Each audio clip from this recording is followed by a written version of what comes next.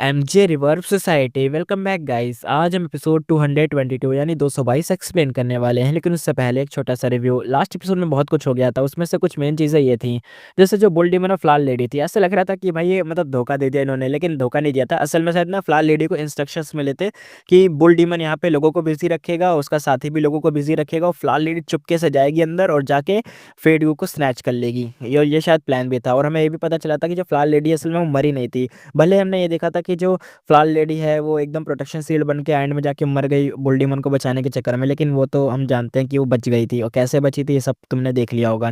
और बाकी लास्ट में ये हुआ था कि जब वो पहुंची उसको लेने के लिए, फेडगू को स्नैच करने के लिए, उसी टाइम पे क्या हुआ, जेनेसिस लोटस का कोई अरेंजमेंट एक्टिवेट हो गया, जिसकी वजह से एक पेंटिंग सामने आया। उस पेंटिंग ने भाई सब कुछ हिला डाला। उसके अंदर से निकलने वाली आवाज़ है, जो भी चीज़ें थी, उसकी वजह से लोग ना बेहोश होने लग गए, एकदम फेंट होने लग गए। ऐसा लगा बॉडी में जान ही नहीं बची और फेंट होने लग गए। लेकिन ये जो चीज़ थी लोगों पे तो असर करी आसपास पे, लेकिन भाई ड्यूक लॉन्ग पे तो कुछ अलग ही हो गया।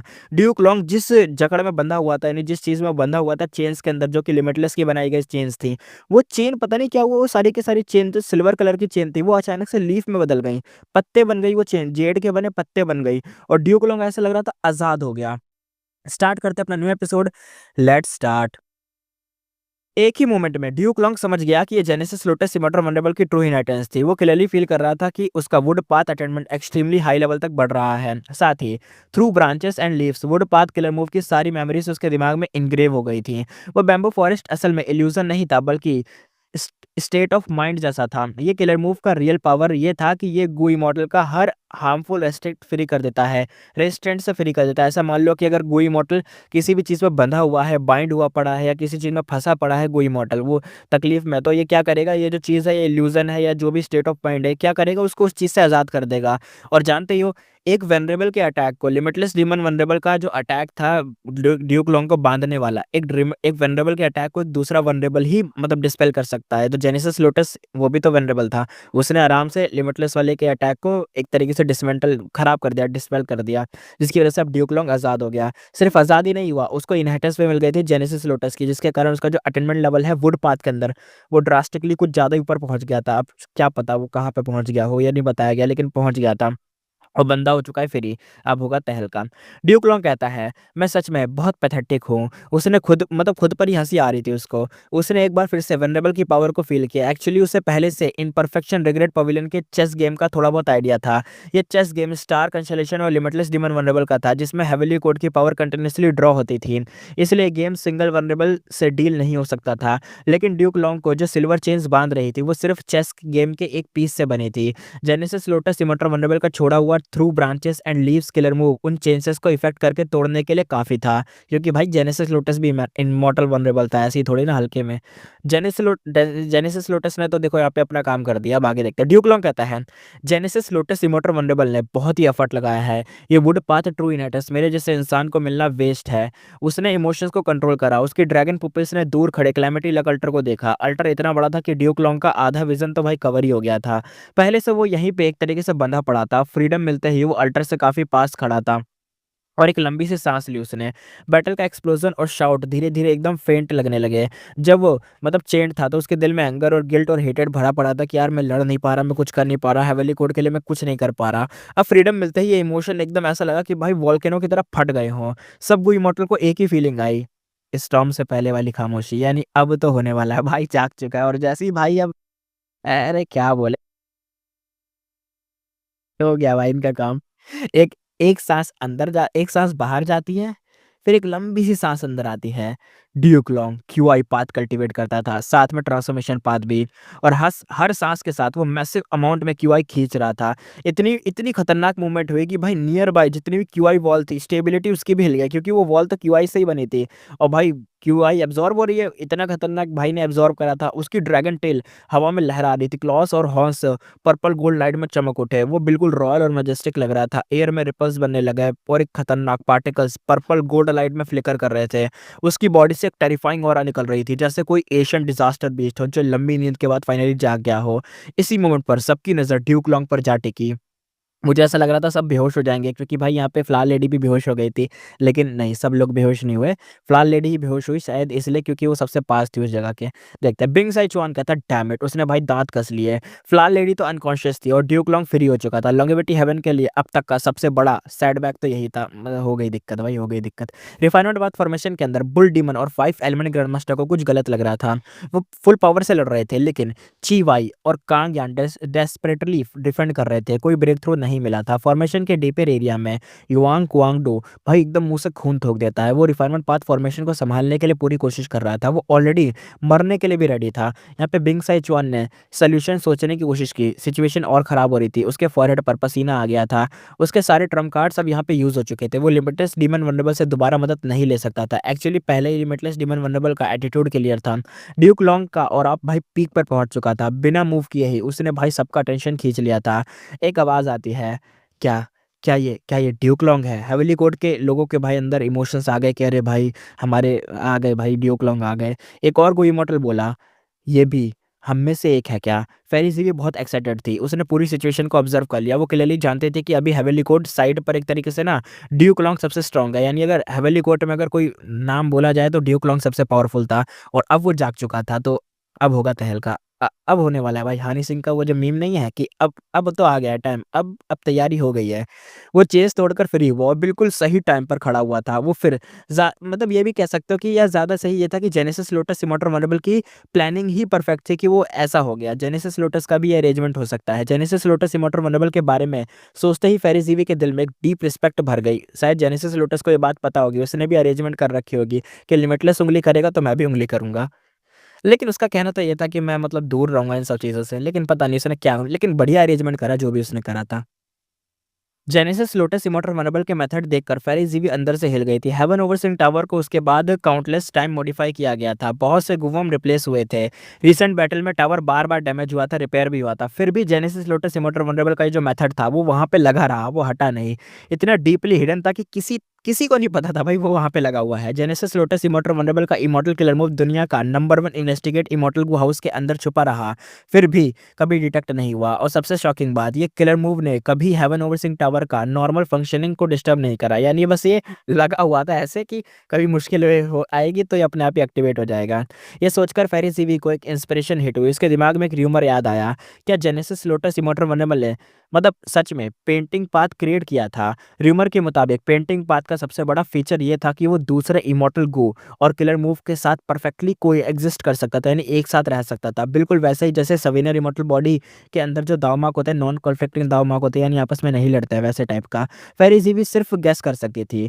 10 वनरेबल्स गो इमॉर्टल मतलब तरीके से ये जो 10 वनरेबल्स की गो कल्टीवेशन है, गो इमॉर्टल जो भी थे, ये एब्सोल्यूट पीक थे भाई। ये तो सबसे टॉप पर थे। इनका क्या सोचना, क्या समझना, इनका क्या विजन है, क्या अरेंजमेंट है, इतना आसान नहीं होता समझना। Genesis lotus immortal vulnerable wisdom path cultivate नहीं करता था, फिर भी वो हेवन एंड अर्थ की प्रोफाउंडिटीज समझ सकता था। उसने फ्यूचर एरा को अफेक्ट करने वाली अरेंजमेंट छोड़ी थी। और सबसे इंपॉर्टेंट, उसकी अरेंजमेंट बिल्कुल सबसे क्रिटिकल मोमेंट पर एक्टिवेट हो गई। उसका टाइमिंग कंट्रोल भाई फ्लॉलेस था, एकदम बढ़िया टाइम पे करा था उसने। यहाँ पे बिंग साइचुआन काफी नर्वस हो गया। बिंग साइचुआन कहता है, ड्यूक लॉन्ग को रोक दो भाई, रोक दो उसको, कैसे भी करके रोको। रिमाइंडर की जरूरत भी नहीं थी। हर नॉर्थर बेस्ट गुइमोटा समझ चुका था कि ड्यूक लॉन्ग एक मैसिव थ्रेट था। और ड्यूक लॉन्ग की ऑरा पीक पर पहुंच चुकी थी, कंडेंस होने लगी थी, बड़ी खतरनाक, जैसे कोई अपनी भाई मतलब कोई तो बस हो गया है भाई, ड्यूक लॉन्ग आ चुका है। सब समझ गए कि जैसे ही वो अटैक करेगा वो बहुत टेरिफाइंग सीन होगा। नॉर्थर पैस के इमॉर्टल पर भाई हैवी मेंटल प्रेशर चढ़ गया था। एक नॉर्थर पैस मेल इमॉर्टल चार्ज करता है और दूसरा चुपचाप उसके पीछे पीछे फॉलो करता हुआ आ रहा था, ऑफेंस और डिफेंस दोनों संभालता हुआ। तीसरा एक्सपर्ट अचानक लाइटनिंग स्पीड से आगे बढ़ता है और सीधा ड्यूक लॉन्ग के सामने पहुंच जाता है। ड्यूक लॉन्ग बिल्कुल शांत एक्सप्रेशन के साथ खड़ा रहता है, बिल्कुल स्टैचू जैसे। अचानक यहाँ पे ड्रैगन रोड सुनाई देती है। पर्पल गोल्ड ड्रैगन की वॉइस स्काई में एक सेकंड के लिए भाई फ्लैश करती है। नॉर्थर्न पैस एक्सपर्ट कुछ देख ही नहीं पाए। उनको बस ऐसा लगा कि कुछ चीज़ फ्लिकर हुई है और सिर्फ कुछ ही सांसों के अंदर पर्पल गोल्ड ट्रेसेस रह गए हर जगह पर। ऐसा लगा कि फ्लैश की तरह इधर से उधर गया और वो एक्सपर्ट अचानक से फ्रीज हो जाता है। नीचे देखता है कि उसके सीने में एक बहुत बड़ा गड्ढा हो चुका है। वो उस होल के थ्रू आगे पीछे तक देख सकता था, यानी इतना साफ गड्ढा था, एकदम बिल्कुल बढ़िया से बनाया था गड्ढा, एकदम केक काट दिया जैसे। अगले ही सेकंड उसके मुंह से खून निकलता है, उसकी बॉडी से छोटी छोटी ड्रैगन शेप्ड क्यूआई निकलने लगती है और बूम, वो खुद भी खुद एकदम एक्सप्लोड हो जाती है और on the spot death. One shot मार दिया ड्यूक लॉन्ग ने। वो नॉर्थर पेंस का फेमस एक्सपर्ट था, फिर भी ड्यूक लॉन्ग का एक हिट भी सर्वाइव नहीं कर पाया। बाकी दो नॉर्थर पेंस गोइमोटो शॉक में आ जाते हैं, उनके चेहरे पर भाई रंग ही बदल जाता है।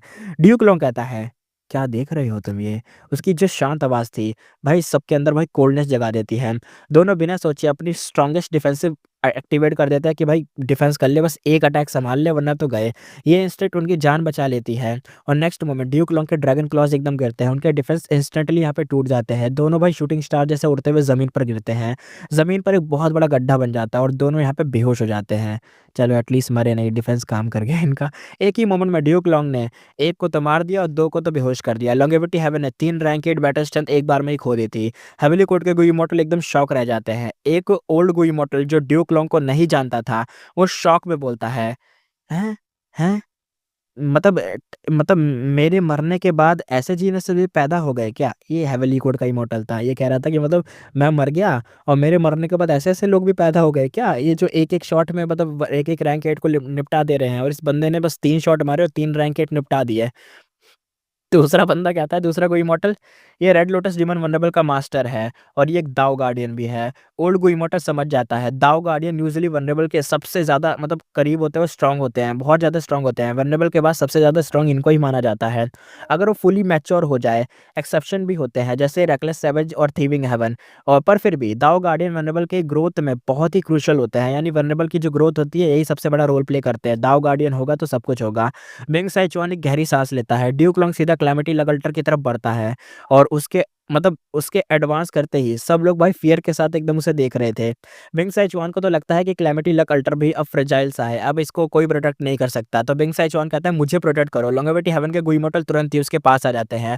ड्यूक लॉन्ग भाई फ्रंट और बैक से एकदम भाई सर्कल बना लेते हैं, एकदम ड्यूक लॉन्ग को एकदम घेरने लग जाते हैं। क्लैमिटी लक अल्टर के पास भी बंदे आ गए, ड्यूक लॉन्ग के पास भी आ गए। Countless immortal killer move Duke long पे बरस जाते हैं। फायरवर्क जैसे दिख रहे थे इमॉर्टल किलर मूव पर, जैसे जैसे मतलब आगे बढ़ रहे थे लग तो रहा था कि खतरनाक मूव है, डेडली मूव है। पर्पल गोल्ड क्यूआई भी यहाँ पे फ्लैश होती है ड्यूक लॉन्ग की। ड्यूक लॉन्ग अचानक से दूर अपीयर हो जाता है और फिर बहुत सारे किलर मूव यहाँ पे अचानक से मिस हो जाते हैं। खतरनाक डॉज था ड्यूक लॉन्ग का। बाकी किलर मूव डायरेक्शन चेंज भी करते हैं। ड्यूक लॉन्ग फिर से फ्लिकर करता है, गायब। ड्यूक लॉन्ग अभी यूज करता है ब्रेक। वो QI path killer move use करते ही एक मैसिव क्यूआई वेव एक्सप्लोड होती है और सारे के सारे किलर मूव पुश बैक हो जाते हैं और एरिया कंप्लीटली क्लियर हो जाता है। लॉन्गेविटी हेवन का ग्यूमोटल फिर से रश करते हैं अटैक करने के लिए। ड्यूक लॉन्ग कहता है, तुमने अटैक कर लिया, अब मेरी बारी भी आ गई है। और दो और लॉन्गेविटी हेवन के ग्यू इमॉर्टल यहाँ पे डाउन हो जाता है क्योंकि भाई अटैक करता है खत्म। ड्यूक लॉन्ग क्लेमेटी लक अल्टर के और ज्यादा पास पहुंचता जा रहा था। बिंग साइचुआन अल्टर को रिट्रीट करने पर मजबूर कर देता है। ड्यूक लॉन्ग चेस करता रहता है, जो भी उसके रास्ते में आता वो बिना रुके भाई निकल जाता और मार मार के ही निकलता है, ऐसे नहीं कि इस साइड से निकल गया, मार के निकल रहा था। पावरफुल किलर मूव को डॉच करता, मारता, निकलता, ऐसे करता बस। बिंग साइचुआन की आंखों में शौक आ जाता है। वो सोचता है इतने शॉर्ट टाइम में ड्यूक लॉन्ग इतना स्ट्रांग कैसे हो गया? क्या ये जेनेसिस लोटस इमॉर्टल वनरेबल का कोई मेथड था? पर वो गलत था। ड्यूक लॉन्ग स्ट्रांग था क्योंकि वो खुद स्ट्रांग है। देख रहे हो क्या लाइन लिखी है? ड्यूक लॉन्ग स्ट्रांग था क्योंकि वो खुद स्ट्रांग है। Immortal killer move, heaven's dragon last stand. भाई जितनी कम उसकी लाइफ स्पैन होती जा रही थी उतना ही ज्यादा ये मूव उसकी पावर को एम्पलीफाई कर रहा था, यानी इतना खतरनाक बफ दे रहा था। एक तरीके से इधर से डालो लाइफ स्पैन और उधर से निकालो पावर। आलू डालो पावर निकाल, मतलब आलू नहीं, लाइफ स्पैन डालो। हर एस्पेक्ट्स में बूस्ट मिल रहा था। हर सेकंड उसकी बैटल स्ट्रेंथ आगे बढ़ रही थी। उसकी लाइफ कम होती जा रही थी और उसकी ऑरा और ज़्यादा टेरिफाइंग होती जा रही थी। ये उसकी फाइनल बैटल थी। अपनी ज़िंदगी के लास्ट मोमेंट में ड्यूक लॉन्ग भाई एक तरीके से पूरा एकदम खतरनाक ब्रिलियंस के साथ एक्सप्लोड हो रहा था, एकदम दिखा रहा था अपना ऑरा। भाई का ऑरा फार्मिंग बहुत खतरनाक थी। लिटरली कोई था यहाँ पे इसको रोकने वाला? कोई नहीं था यहाँ पे इसको रोकने वाला। कितने ही लोग इसके सामने आ जाए, मुझे तो नहीं लग रहा रोक पाएगा कोई ड्यूक लॉन्ग को। अरे सबसे बड़ी बात ये है ना, तुम्हें पता ही होगा यहाँ पे जो call of ancient move use हुआ है या फ्यूचर सपोर्ट वाला जो मूव है, ये दोनों मूव है, इसमें से कॉल ऑफ एशियंट जो यूज करा था अपने बिंग साई चुआन ने, यहाँ पे सारे के सारे जैसे हाई फैन जैसे जीनेसिस आए हुए थे, ये सारे अपनी पीक स्टेज में आए। ये रैंक 8 के बंदे अपनी पीक स्टेज में यहाँ पे लड़ रहे हैं आके, लेकिन फिर वीडियो क्लॉन्ग के सामने कोई जीत नहीं पा रहा। इनको कहा जाता है अपनी पीक स्टेज में, लेकिन ये नहीं कि ये रैंक 8 की पीक स्टेज में है। ये होंगे कोई रैंक 8, कोई अपर स्टेज में, कोई मिड स्टेज में, कोई पीक स्टेज में नहीं है। पीक स्टेज में वो बंदा होता है जो कम से कम मैरिट ट्रिबुलेशन को 2 बार झेल लेता है रैंक 8 पर, तब जाके वो पीक स्टेज का बंदा बनता है, और जैसे ही तीसरी बार झेलता है कंप्लीट, वो बंदा वेनरेबल बन जाता है। ड्यूक लॉन्ग 2 बार झेल चुका है, इसलिए वो बंदा यहाँ पे सबसे पावरफुल था। और यहाँ पे जैसे हाई फैंग जैसे जीनेसिस हैं और भी रैंक 8 के जीनेसिस हैं, जो कि अपने फुल पावर लगा रहे हैं, वो सारे हो सकता है कि कोई अपर पे हो सकता है कोई मिड पे हो, इनिशियल पे भी हो सकता है रैंक 8 पे, ये वाले रैंक 8 है, इसलिए ड्यूक लॉन्ग आराम से सबको मार दे रहा है। ये मत सोचना कि ऐसे ही कोई प्लॉट आर्मर चल रहा है, ठीक है? तो आगे देखते हैं। हेवेंस ड्रैगन लास्ट स्टैंड के साथ ड्यूक लॉन्ग हर पल और ज़्यादा स्ट्रांग होता जा रहा था, और हर सांस के साथ वो पहले से ज़्यादा पावरफुल बन रहा था। आसमान में पैंथम रिवर ऑफ टाइम को देखकर ड्यूक लॉन्ग की आंखों में कॉम्प्लेक्स इमोशन आ गए और उसकी हल्की सी मतलब सांस निकली। ड्यूक लॉन्ग कहता है, शायद पता पुराना टाइम हो सकता है, क्या पता, देखते हैं। ड्यूक लॉन्ग कहता है, ओ रेड लोटस, मैंने तुम्हारा कॉल ऑफ द एशियंट और सपोर्ट ऑफ द फ्यूचर देख लिया, अब मेरी बारी है, देखो मेरा heavenly dragons last last stand. उसके वर्ड्स में सारे नॉर्थ प्लेन्स एक्सपर्ट को गुस्सा दिला दिया। ड्यूक लॉन्ग क्लियरली सबको नीचे समझ रहा था, उसकी नज़र में सिर्फ रेड लोटस डिमन वनरेबल था, क्योंकि उसे यहाँ पे वही दिख रहा है, ठीक है? कोई पास्ट का सीन नहीं चल रहा, प्रेजेंट का ही टाइम चल रहा है। भाई ने बस एक लाइन पुराने टाइम की याद करके उसे बोल दिया है। नॉर्थ प्लेन्स के सारे एक्सपर्ट हिस्ट्री के फेमस लोग थे, और उनके पास अपना प्राइड और एरोगेंस था, पर वो ड्यूक लॉन्ग के वर्ड्स का जवाब भी नहीं दे पाए, क्योंकि उनका आज का एग्जिस्टेंस ही रेड लोटस डिमन वनरेबल के इमॉर्टल किलर मूव का रिजल्ट था। नॉर्थर्न प्रेस के एक्सपर्ट कहते हैं, बुड्ढे ज़्यादा मत बोल। दूसरा कहता है, हमें नीचे मत समझ तू। तीसरा कहता है, हम अपनी पावर अभी दिखाएंगे तुझे। कई नॉर्थर्न प्रेस रैंकेट एक साथ ड्यूक लॉन्ग पर चार्ज कर गए। ड्यूक लॉन्ग बस हंसा और जोर से एकदम रोर किया। Purple gold dragon shaped QI लगातार फ्लिकर करने लग गए। बूम बूम आवाज आई, जोरदार एक्सप्लोजन गूंजने लग गए। ड्यूक लॉन्ग गो इमॉर्टल के बीच रैम्पेज कर रहा था, वो बिल्कुल अनस्टॉपेबल था। दूसरी तरफ नॉर्थर्न प्रेस एक्सपर्ट की भाई गिनती एकदम इतनी स्पीड से कम हो रही थी, ऐसा लग रहा था कि भाई स्टॉक मार्केट हो, फास्ट और बहुत ही फास्ट। ड्यूक लॉन्ग इतनी तेज था कि कोई भी उसे रोक ही नहीं पा रहा था। कोई भी किलर मूव उसे एक तरीके से, कोई भी किलर मूव उसके ऊपर यूज करो, होता ही नहीं, बंदा डॉज कर लेता, कुछ कर लेता। और ड्यूक लॉन्ग का फोकस सिर्फ क्लैमिटी लकल्टर पर था। जो भी बीच में आता वो भाई एक तरीके से उसके लिए टाइम वेस्ट करवा रहा था। नॉर्थ फ्रेंड्स का एक एक्सपर्ट कहता है, उसे रोको। दूसरा कहता है, ड्यूक लॉन्ग कहीं मत जाना, मुझसे 300 राउंड तक फाइट करो। तीसरा बंदा कहता है, हमें इसे यही रोकना होगा। यहाँ पे क्या होता है, पर्पल गोल्ड लाइट एकदम से फ्लैश हुई, बैटलफील्ड अचानक शांत हो गई। बिंग साई चुआन ने सर उठाकर देखा, ड्यूक लॉन्ग अब क्लैमिटी लकल्टर के बिल्कुल सामने खड़ा था। उसके इमोशनलेस आंखें इस लकपात रैंक के इमॉर्टल हाउस को देख रही थी। बिंग साई चुआन के माथे पे भाई पसीने से आ गए, उसका मुंह तो एकदम सूख सा गया था। उसके मुंह से बस एक ही आवाज निकली, ओ नो। और अगले ही पल ड्यूक लॉन्ग जोर से एकदम रोर किया। उसका QI path killer move activate हुआ, और हर तरफ से क्यूआई का एकदम तूफान समझ गया। ऐसा लगा कि दुनिया के रंग ही बदल गए हों। और यूज हुआ immortal killer move, QI engulfing mountain and rivers. तुरंत ही सारे रैंकेट को इमॉर्टल कांप उठे, और उन पर हर डायरेक्शन टेरिफाइंग पावर एकदम गिर रही थी। ऐसा लग रहा था स्पिरिचुअल प्रेशर गिर रहा है उनके ऊपर, बड़ा खतरनाक वाला।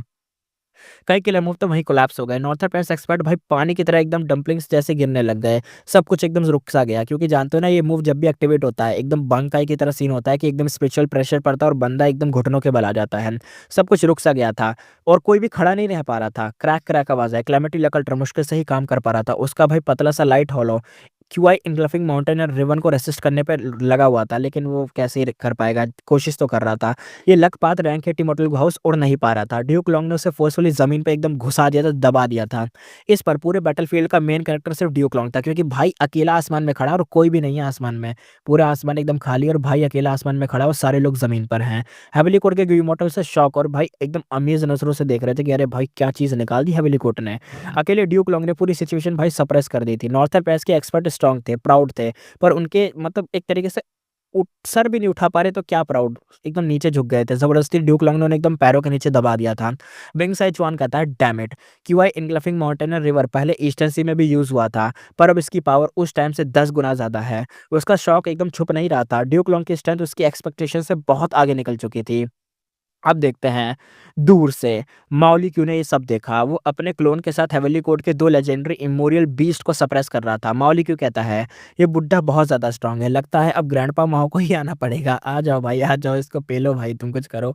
वो आगे बढ़ने ही वाला था, तभी ना इमोरियल ग्रीन जेड क्रेन चीखा और एक इमॉर्टल किलर में माओली क्यू के क्लोन पर अटैक कर दिया। साथ ही शाबी 95 ने भी माओली क्यू को राइट से एकदम, जो उसका लेग था उसके ऊपर दांत से एकदम काट लिया। माओली क्यू कहता है, ये दोनों इडियट्स। वो गुस्से में एकदम भर गया। वो इन दोनों से भाई छूट ही नहीं पा रहा था। ये दोनों मर भी नहीं रहे और एक मारने भी नहीं दे रहे ग्रैंडपा को। क्या बोले, अपने ग्रैंडपा भाई परेशान हो गए हैं। हेवली कोड के ये दोनों legendary immoral dessert beast situation पलट नहीं सकते थे, लेकिन एटलीस्ट इसको रोक तो सकते थे, मतलब बिजी तो रख सकते थे अपने माओलिक्यू को। ड्यूक लॉन्ग की पावर एलाइज के लिए एस्टेरॉइड जैसी थी। स्टेरॉइड्स, वही जानते हो ना, वो खतरनाक चीज़ है जो ठोक के बॉडी में तुम मर जाते हो हार्ट अटैक से, वही चीज़। इन दोनों बीस्ट को भी एक्स्ट्रा एनर्जी एक तरीके से एनर्जेटिक बना रही थी। अचानक क्लेमेटी लकल्टर जोर से चमका, वो धीरे धीरे ऊपर उठने लग गया, पता नहीं कैसे बस उठ रहा था, कोई पावर आ गई इसके अंदर भी। उसके बाद जमीन पर गिरे हुए नॉर्थ पेंस एक्सपर्ट ने ड्यूक लॉन्ग पर अपने किलर मूव यूज करने शुरू कर दिए। ड्यूक लॉन्ग स्ट्रांग था, पर वो सिर्फ कुछ टाइम तक ही सबको सप्रेस कर सकता था। उसके सामने सिर्फ जायंट सनी मोटर मंडेबल का रैंक 80 मॉडल गुहाउस ही नहीं था, उसके सामने नॉर्थर प्लेन्स की हुआंग जिन ट्राइब के काउंटलेस हिस्टोरिकल एक्सपर्ट्स भी थे। थोड़ी देर सप्रेस कर पाया, लेकिन ज्यादा देर नहीं। देखा, यहाँ प्लॉट हमारा काम नहीं करता भाई ड्यूक लॉन्ग। ये भी लोग कम नहीं है, इन लोगों ने भी, ये भी लोग हैं भाई, नॉर्थर्न प्लेन्स के एक्सपर्ट्स हैं, ये भी ऐसे ही तो नहीं है। भले रैंक 8 के पीक नहीं है, लेकिन एटलीस्ट रैंक 8 के अपर स्टेज के, मिडल स्टेज के, इनिशियल स्टेज के लोग हैं, और बहुत सारे हैं इसलिए। अब हेवली कोड का गू मॉडल रिएक्ट करते हैं। हेवली कोड का गू मॉडल कहता है ड्यूक लॉन्ग को असिस्ट करो। दूसरा कहता है लॉन्गेविटी हेवन को खून की भाई कीमत चुकानी पड़ेगी। तीसरा कहता है हेवली कोड की अथॉरिटी कमजोर नहीं पड़नी चाहिए। हेवली कोड के इमॉर्टल भाई टाइडल वेव जैसे मूव करने लगा और ड्यूक लॉन्ग को रेनफोर्स करने के लिए सीधा आगे बढ़ गए। जैसे जैसे हेवेली ड्रैगन्स लास्ट स्टैंड चल रहा था, ड्यूक लॉन्ग हर एक सांस के साथ और ज्यादा स्ट्रांग होता जा रहा था। आसमान में रिवर ऑफ टाइम के पैंथम को देखकर ड्यूक लॉन्ग की आंखों में कॉम्प्लेक्स इमोशन आए। उसने एक हल्की सी सांस भरी। ड्यूक लॉन्ग कहता है, ओ रेड लोटस, तुम्हारा पास्ट का कॉल और फ्यूचर का सपोर्ट मैं देख चुका हूँ, अब मेरी हेवनली ड्रैगन का लास्ट स्टैंड देखो। उसकी बात सुनते ही सारे नॉर्थ प्लेस के एक्सपर्ट अब यहाँ पे थोड़ा बहुत गुस्सा भी हो गए थे। ओह सॉरी, लगता है मैंने दोबारा से वही लाइन रिपीट कर दिया। वापस अपनी रियल लाइन पे आते हैं, जहाँ पे हेवली कोड के इमोर्टल आ गए थे ड्यूक लॉन्ग को सपोर्ट करने के लिए, और नॉर्थ पैस के लोग एकदम भाई सप्रेशन से आज़ाद हो चुके थे और ड्यूक लॉन्ग पे अटैक करने के लिए रेडी थे। अब देखते हैं, नॉर्थ प्लेस के एक्सपर्ट का एक हिस्सा सीधा भाई हेवली कोड को रोकने के लिए चला गया, और बाकी बचे हुए एक्सपर्ट ने पूरी ताकत से ड्यूक लॉन्ग पर हमला कर दिया। क्लैमिटी लकल्टर के अंदर बिंग साइचुआन का दिल अब एक तरीके से हिलसा गया था। इनसर्कलमेंट का मतलब इनसर्कलमेंट के बावजूद ड्यूक लॉन्ग भाई अनस्टॉपेबल था, यानी पूरा घेर चुके हैं लोग ड्यूक लॉन्ग को, फिर भी भाई ड्यूक लॉन्ग एकदम कुछ भी सप्रेस नहीं हो रहा था। पूरा एडवांटेज उसके पास ही था। बाहर भी सिचुएशन बुरी थी, वहां नॉर्थ पैंस के कोई इमोर्टल कम थे और हेवली कोर्ट उन्हें दबा रहा था। बिंग साइचुआन समझ गया कि अगर कोई वनरेबल खुद मूव नहीं करता तो लॉन्गेविटी हेवन की इन्वेजन फेल हो चुकी है। उसका गोल था कि फेट को लेना, पर अब तो भाई जिंदा रहना ही मुश्किल हो गया था, लूटना तो दूर की बात थी। सच ये था कि लॉन्गेविटी हेवन सिर्फ एक स्टेप था सक्सेस से दूर, पर जेनेसिस लोटस इमोर्टल मोनेबल के अरेंजमेंट के कारण भाई पूरा प्लान बर्बाद हो गया। बिंग सैचुआन की आंखों में कोल्डनेस सी आई। बिंग सैचुआन कहता है, अगर मेरा लॉन्गेविटी हेवन फेल हुआ तो तुम्हारा हेवली कोड भी तो सक्सेसफुल नहीं होने दूंगा मैं। उसने तुरंत ही ऑर्डर दिया कि रिफाइनमेंट पाथ फॉर्मेशन तोड़ दो। लो भाई, सब फेंक दीजिए, क्यों बन जाते हैं टाइम पर, ना तेरा ना मेरा वाला। अगर वो फेटगू ना ले पाए और ना पूरी तरह से डिस्ट्रॉय कर पाए तो कम से कम उनकी रिस्टोरेशन तो फेल कर ही देंगे। इस तरह हेवली कोड को फ्यूचर में बार बार एक सेंट्रल कॉन्टिनेंट के रिफाइनमेंट पाथ कन्वेंशन मतलब तरीके से करनी पड़ेगी, और बार बार हम अटैक चांसेस मिलेंगे यार अटैक कर पाएंगे दोबारा दोबारा से, इसलिए। पर इसका मतलब ये नहीं था कि फ्यूचर में हेवली कोर्ट और ज़्यादा अलर्ट रहेगा और लॉन्गेविटी हेवन का फिर से इन्वेड करने का मौका नहीं मिलेगा, लेकिन मजबूरी थी। सिचुएशन ने बिंग सैचुआन को ये डिसीजन लेने पर फोर्स कर दिया था।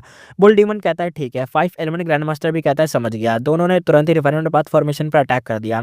कांग यान का जिस्म तो भाई कांप ही रहा था। कांग यान फुल मेहनत कर रहा था, लेकिन भाई उसके जिस्म की तो क्या बोले, हिल गया था। उसने मुंह से खून थूक दिया, उसका चेहरा एकदम पीला पड़ गया था, फिर भी उसके चेहरे पर हल्की सी स्माइल आई। कांग्यान कहता है, लगता है तुम नहीं जानते लेडी जीवी ने मुझे अंदर गार्ड क्यों बनाया, एक तरीके से मतलब अंदर वाला गार्ड क्यों बनाया।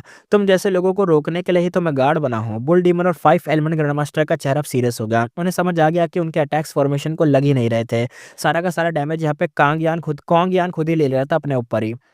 ये कॉन्गयान का यूनिक रूल पाथ मेथड था, वो डैमेज अपने ऊपर ले रहा था। हेवली कोड को व्यू मॉडल कहता है, फॉर्मेशन तोड़ना चाहते हो सपना देखो। दूसरा कहता है, जब तक हम जिंदा हैं ये होने नहीं देंगे। फॉर्मेशन के अंदर हेवली कोड वो इमोर्टल ने डिफेंस लाइन बनाकर नॉर्थर प्रेंस के हमले को रोका था।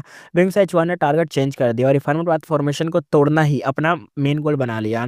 ये हेवली कोड की वीक पॉइंट थी, हेवली कोड के पास भी कोई ऑप्शन नहीं था, उन्हें फॉर्मेशन प्रोटेक्ट करनी ही थी। इस तरह बैटल में एक डेडलॉक में फंस गई थी। हेवली कोड का ज़्यादा लोग तो फॉर्मेशन प्रोटेक्ट कर रहे थे, ड्यूक लॉन्ग अकेला क्लैमिटी लकल्टर को एक तरीके से प्रेशर में डाल रहा था। नॉर्थर पैस का फोर्स मतलब जितना भी पूरा फोर्स था, फोकस था भाई, वो डिफेंड करने पर लगा हुआ था, साथ ही फॉर्मेशन पर नॉन स्टॉप अटैक कर रहे थे। और सारे नॉर्थर पैस के एक्सपर्ट को रोकने के लिए तो देखो, रोकने के बावजूद ड्यूक लॉन्ग के पास इतनी एनर्जी थी कि वो बार बार अल्टर पर अटैक कर सकता था, यानी क्लैमिटी लकल्टर को तोड़ सकता था।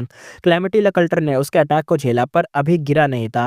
रैंक के टीमोटल को हाउस की डिफेंस भयानक ही लेवल की होती है। असल में उनके पास ना और भी मेथड थे और ड्यूक लॉन्ग पर काउंटर भी कर सकता था, पर अब इसका मेन काम था कि कॉल ऑफ एशिएंट किलर मूव को चलाए रखना, यानी कैलामिटी लकल्टर बस कॉल ऑफ एशिएंट मूव को ही चला के रख रहा था और कुछ काम नहीं कर रहा था। अगर उसने दूसरा मेथड का यूज़ करा तो ये मूव एकदम मतलब रुक जाएगा, दिक्कत हो जाएगी। और प्रॉब्लम ये थी कि कॉल ऑफ द एशिएंट एक टाइम पाथ किलर मूव था जो कैलामिटी लकल्टर के लक पाथ मेथड के साथ कंपेटेबल नहीं था। अगर जेनेसिस लोटस इमोर्टल वनरेबल जैसे पेंटिंग पाथ टाइप मेथड होते तो सिचुएशन इतनी ज़्यादा ऑकवर्ड नहीं होती, क्योंकि भाई जो पेंटिंग पाथ था इसके जो दावमाक होते हैं कॉन्फ्लिक्ट नहीं करते, इसके भी दावमाक आपस में मैनेज हो जाते हैं। तो ऐसा तो हो नहीं सकता, क्योंकि जो कैलामिटी लकल्टर है भाई उसके अंदर लक पाथ के दावमाक है और क्या बोल सकते हैं टाइम पाथ लक पाथ आपस में मिक्स तो हो नहीं सकता, इसलिए उनको दिक्कत हो रही है। बिंग सैचुआन को क्लियर था कि जैसे ही कॉल ऑफ एशिएंट रुका सिचुएशन इंस्टेंटली कोलैप्स कर जाएगी, और इसी मूव के दम पर वो एकदम एक तरीके से जागते हुए हेवनली कोड के मेंबर्स को रोके हुए थे, और जैसे ही ये मूव खत्म तो सब खत्म। टाइम के साथ बैटल और वायलेंट हो गई थी, ज़्यादा से ज़्यादा कोई इमॉर्टल मर रहे थे। जब जब ड्यूक लॉन्ग जोर का अटैक करता बिंग सैचुआन का दिल कांप जाता। उसे नहीं पता था कि कैलामिटी लकल्टर और कितनी देर टिक पाएगा, शायद अगले ही पल कॉल ऑफ एशिएंट यहाँ पे रुक जाए। अगर ऐसा हुआ तो लॉन्गेविटी हेवन बिना डाउट के ये बैटल हार जाएगा। दोनों साइड अटैक और डिफेंस कर रहे थे, पर जैसे-जैसे ड्यूक लॉन्ग अपनी पावर को अनलीश करता गया, सिचुएशन धीरे-धीरे बदलने लग गई। हेवेली कोड को थोड़ा-थोड़ा एडवांटेज यहाँ पे मिल रहा था और लॉन्गेविटी हेवन अपने भाई एक तरीके से पावर को खो रहा था। तब यहाँ पे बूम आवाज़ आई, एक lightning path move Duke long पर सीधा भाई पीठ पर लगा, पर ड्यूक लॉन्ग हिला भी नहीं इस मूव से। जब धूल एकदम हटी, तो पीठ उसकी देखी और पूरी पर्पल गोल्ड क्यूआई स्केल से पीठ उसकी बनी हुई थी। स्केल्स आ गए ना उसकी बॉडी के ऊपर। हेवन ड्रैगन्स लास्ट स्टैंड का इफेक्ट चलता रहा। ड्यूक लॉन्ग का जिस्म तो और ज़्यादा बड़ा होता गया और स्ट्रांग होता गया। उसका साइज़ पहले से एकदम डबल हो चुका था। उसके ड्रैगन क्लॉस और तेज़ हो गए थे। टेल एकदम लंबी, फ्लेक्सिबल हो गई थी। जो हॉर्न्स पहले छोटे थे, वो तेज़ी से बदलने लग गए और भाई एकदम एकदम हिरन जैसे होता है ना, लंबे-लंबे हॉर्न्स हो जाते हैं, वैसे हो गए और क्राउन की तरह शेप में आने लग गए। बिल्कुल ऐसा लग रहा था कि कोई खतरनाक ही मतलब रॉयल अथॉरिटी पावर दिख रही है ड्यूक लॉन्ग की, और हर सेकंड ड्यूक लॉन्ग और ज़्यादा स्ट्रांग होता जा रहा था। कैलामिटी लकल्टर के अंदर बैठा बिंग सैचुआन और बाकी नॉर्थर पैस के इमोर्टल्स की जो पावर थी क्लियरली एकदम महसूस कर पा रहे थे कि भाई दोनों लोग हेवेली कोड भी और नॉर्थर पैस भी दोनों महसूस कर पा रहे जो ड्यूक लॉन्ग है मतलब हो गया है भाई, खतरनाक हो रहा है ये। नॉर्थर पैस के एक्सपर्ट कहते हैं भाई ये तो मॉन्स्टर है। इसी वक्त पैंथम रिवर ऑफ टाइम से मतलब 7 गो इमोर्टल अचानक से बाहर आ गए। यहाँ से देखो लोग निकलते ही जा रहे हैं, तो भूलना मत यहाँ से लोग निकल रहे हैं, और यहाँ पे ना 7 लोग बाहर आए थे। ऑफ कोर्स नॉर्थर प्लैन्स के होंगे। और 7 बिग डाइप डिपर इमोर्टल्स यहाँ पे आते हैं। तीनों कहते हैं 7 सॉरी 3 नहीं 7 लोग कहते हैं, मॉन्स्टर? क्या सुना मैंने? मॉन्स्टर? हा, हा, हा, हा! हमें मॉन्स्टर से ही तो डील करना पसंद है। हम भी तो देखें ज़रा। ये देखकर बिंग सैचुआन हैरान भी हुआ और खुश भी हो गया। बिंग सैचुआन कहता है, "अरे! ये लोग आ गए, फाइनली ये लोग आ गए।" ये 7 बिग डिपर इमोर्टल सब हुआंगजन ट्राइब से थे। 3 रैंक 8 और 4 रैंक 7 थे और सब एक ही एरा के लेजेंड्स थे। उस टाइम में लेजेंडरी इमोरियल डेसर्ट बीस्ट ने नॉर्थर्न प्लेन्स में तबाही मचा रखी थी। इसलिए हुआंगजन ट्राइब ने मिलकर इन 7 लोगों को चुना था। एशियन बैटल फॉर्मेशन सिखाई और उन्हें सालों तक मेहनत करके chaos खत्म करवाया, मतलब इनको सिखा-पिला के एकदम सही से करवाया था ताकि ये लोग आगे जाके हीरोज़ बन जाएँ एकदम और सब कुछ खत्म कर सकें, बीस्ट-वीस्ट को मार सकें और chaos हटा सकें।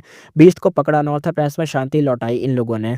Asian battle formation 7 extreme desolation यहाँ पे यूज़ हुई। सातों गो इमॉर्टल एक ही पल में एक ही हो गए और एक 3 सर वाला, 4 बाहों वाला ब्लैक गोल्ड जायंट बन गया।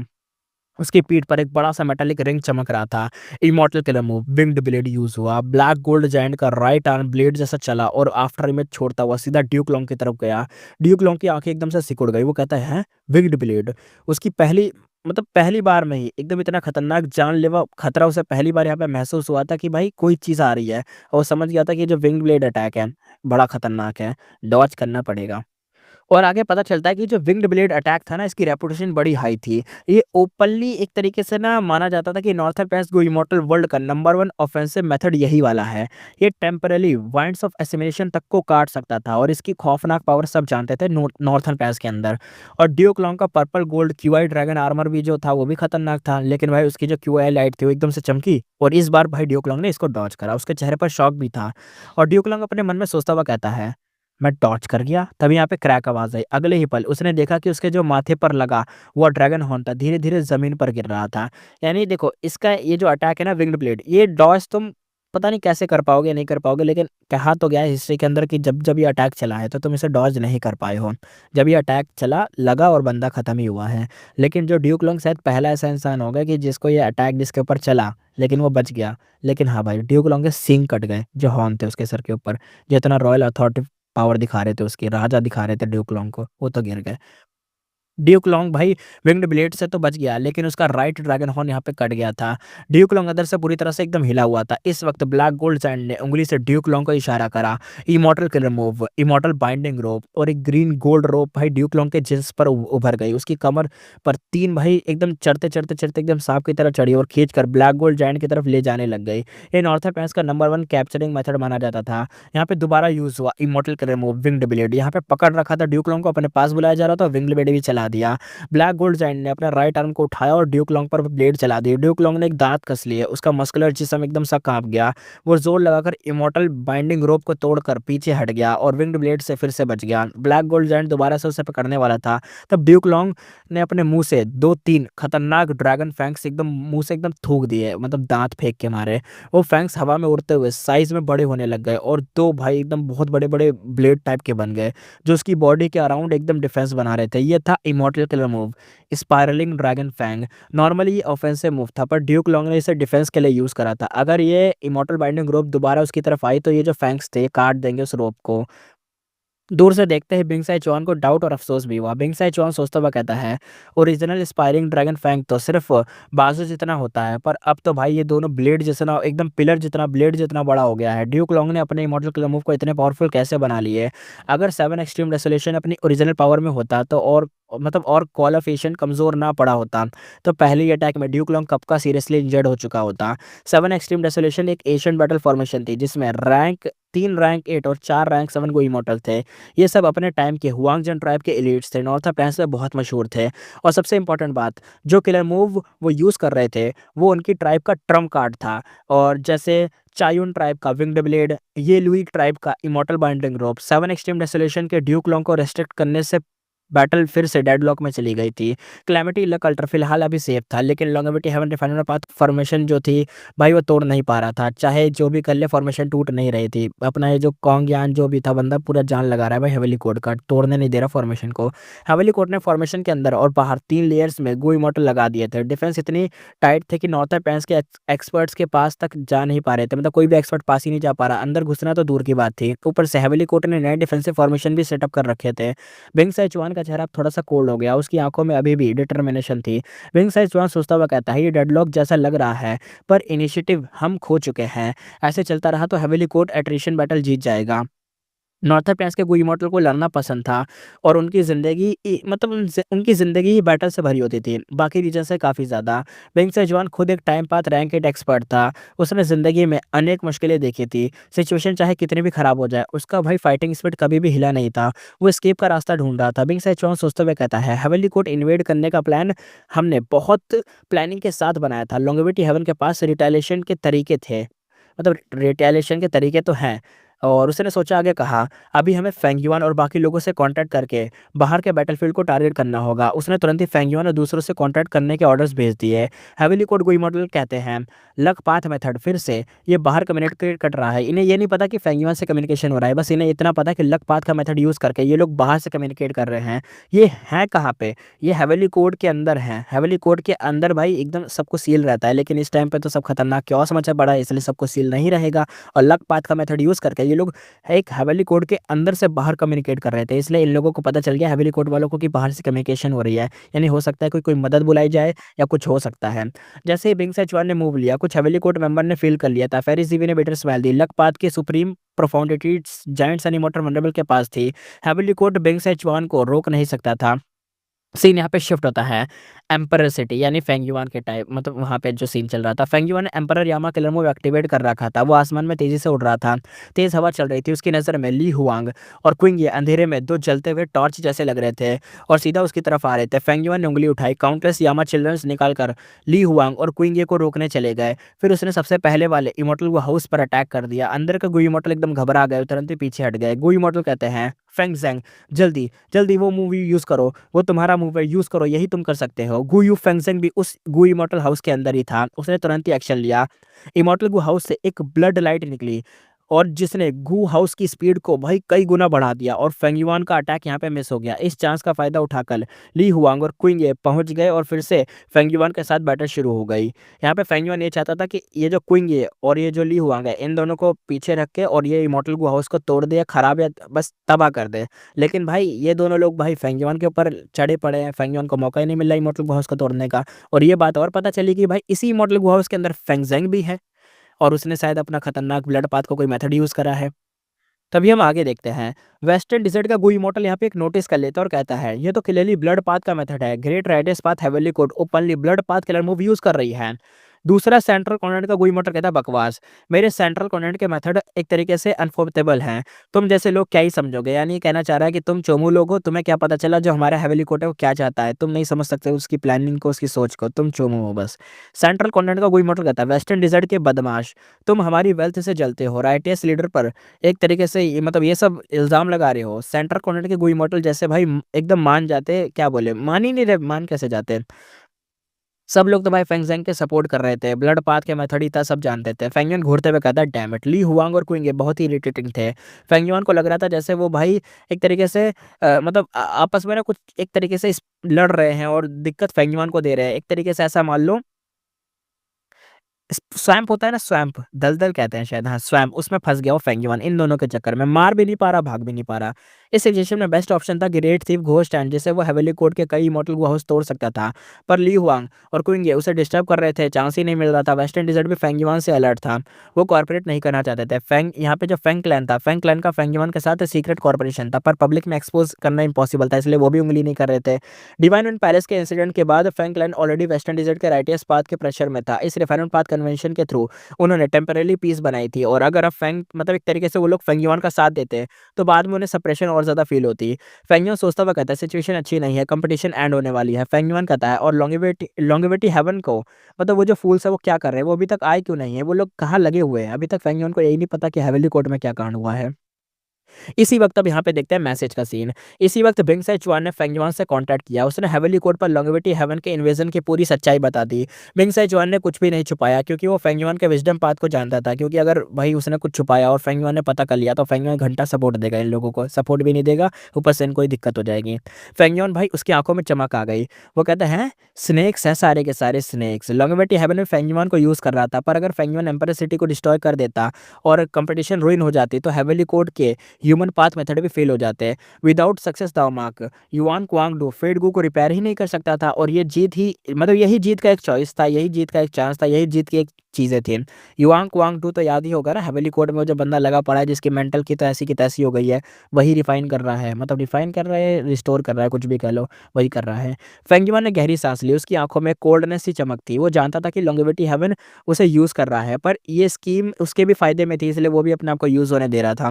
फेंगयुआन ने इमॉर्टल किलर मूव एक्टिवेट किया, वो एक पैंथम की तरह स्पीड में घूमने लगा। जहां जहां वो गया हेवनली कोर्ट को इमॉर्टल हाउसेस उसे एक तरीके से बचते रहे। डिफेंसिव लाइन पूरी तरह से क्योस में चले गए थे। वेस्टर्न डिजर्ट के इमॉर्टल हाउसेस हेवनली कोर्ट से रेस्ट्रिक्टेड थे, इसलिए वो फुल फोर्स नहीं लगा पा रहे थे। ली हुआंग और क्विंग फिर से आ गए और फेंगयुआन को रोक मतलब दोबारा से रोक दिया। नॉर्मली इस वक्त तक हेवनली कोर्ट अपनी डिफेंस लाइन दोबारा बना देता, पर इस बार कुछ अलग था। फेंगयुआन यहाँ पे चिल्लाकर रोर करा, वो इमोरियल ईयर मंकी में ट्रांसफॉर्म हो गया। Immortal killer move spring scissor, immortal killer move summer fan use हुआ, दोनों मूव सीधा एम्पायर सिटी पर गए। ली हुआंग शॉक में था, वो कहता है अरे अलर्ट हो जाओ, अलर्ट हो जाओ, फेंगयुआन ऑल इन जा रहा है, वो एक बार में सब तबाह करने वाला है। क्विंग कहता है रोको उसे, रोको। उसके किलर मूव फेंगयुआन पर गिरे और विंटर कोर्ट किलर मूव मुश्किल से डिफेंड कर पा रहा था। रैंक 8 इमॉर्टल एसेंस तेजी से यहाँ पे खर्च हो रहा था, इमॉर्टल को हाउसेस एकदम घबरा गए, एम्पायर सिटी को बचाने की कोशिश करने लग गए। इसी मौके पर वेस्टर्न डिजर्ट के कोई इमॉर्टल भाई, जितने भी इमॉर्टल आए थे वेस्टर्न डिजर्ट के और जितने भी इमॉर्टल को हाउसेस थे वेस्टर्न डिजर्ट के, वो सारे अटैक कर गए। फेंगयुआन ने सबको इग्नोर करा, उसका फोकस सिर्फ एम्पायर सिटी पर था। बूम आवाज आई, विंटर कोर्ट किलर मूव टूट गया, फेंगयुआन का जो एकदम मतलब जिस्म था एकदम सब फट गया, हड्डियां तक उसकी टूट गई। फिर भी उसने जबरदस्त विंटर कोर्ट एक्टिवेट करा, और चाहे कोर इमॉर्टल को डैमेज भी हो विंटर कोर्ट का, वो खुद भी जख्मी हो, फिर भी कोर इमॉर्टल गू पहले भी वीक था और कुछ देर में इमॉर्टल गू विंटर कोट पूरी तरह से डिस्ट्रॉय भी हो गया। फेंगयुआन की मेन डिफेंस यहाँ पे चली गई थी। लकीली इमोरियल ईयर बीस्ट का जो मंकी वाली बॉडी होती है ना, वो बॉडी थी तो स्ट्रॉन्ग थी उसकी बॉडी, और टाइम पास मेथड थोड़ी देर मदद कर रहे थे, बंदा टिका हुआ था, लेकिन भाई बड़ा खतरनाक अटैक करा था फेंग युआन ने। उसके सारे अटैक का असर दिखने लग गया, एम्पर सिटी यहाँ पे कांपने लग गई, कंपटीशन में बैठे गो मास्टर की रिफाइनमेंट फेल हो गई। गो मास्टर कहता है ये क्या हो रहा है, दूसरा कहता है पूरा शहर हिल रहा है, कोई भूकंप आ रहा है। हेवली कोड के गो इमोर्टल तुरंत ही मूव हुए।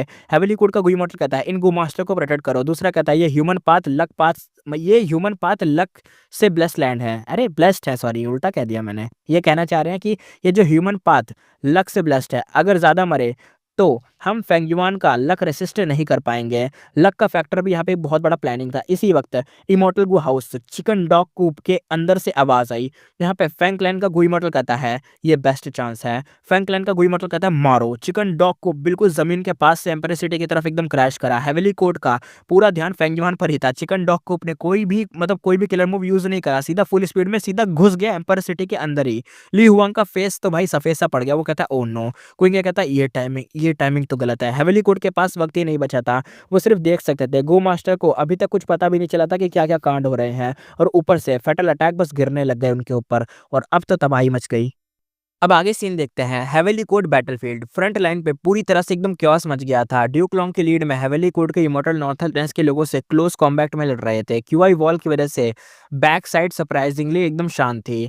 फेरिजीवी पीछे से सब बैटल मैनेज कर रही थी, एक साथ हर जगह नजर रखे हुए थे। चिकन डॉग कूप जैसे ही एम्पर सिटी से टकराने वाला था, फेरिजीवी का दिल एकदम से टाइट हो गया। फेरिजीवी कहती है सीनियर जांग युआन जल्दी से एम्पर सिटी को बचा लो। ओल्ड मैन जांग युआन ने हल्के सी हाँ में हाँ मिलाया।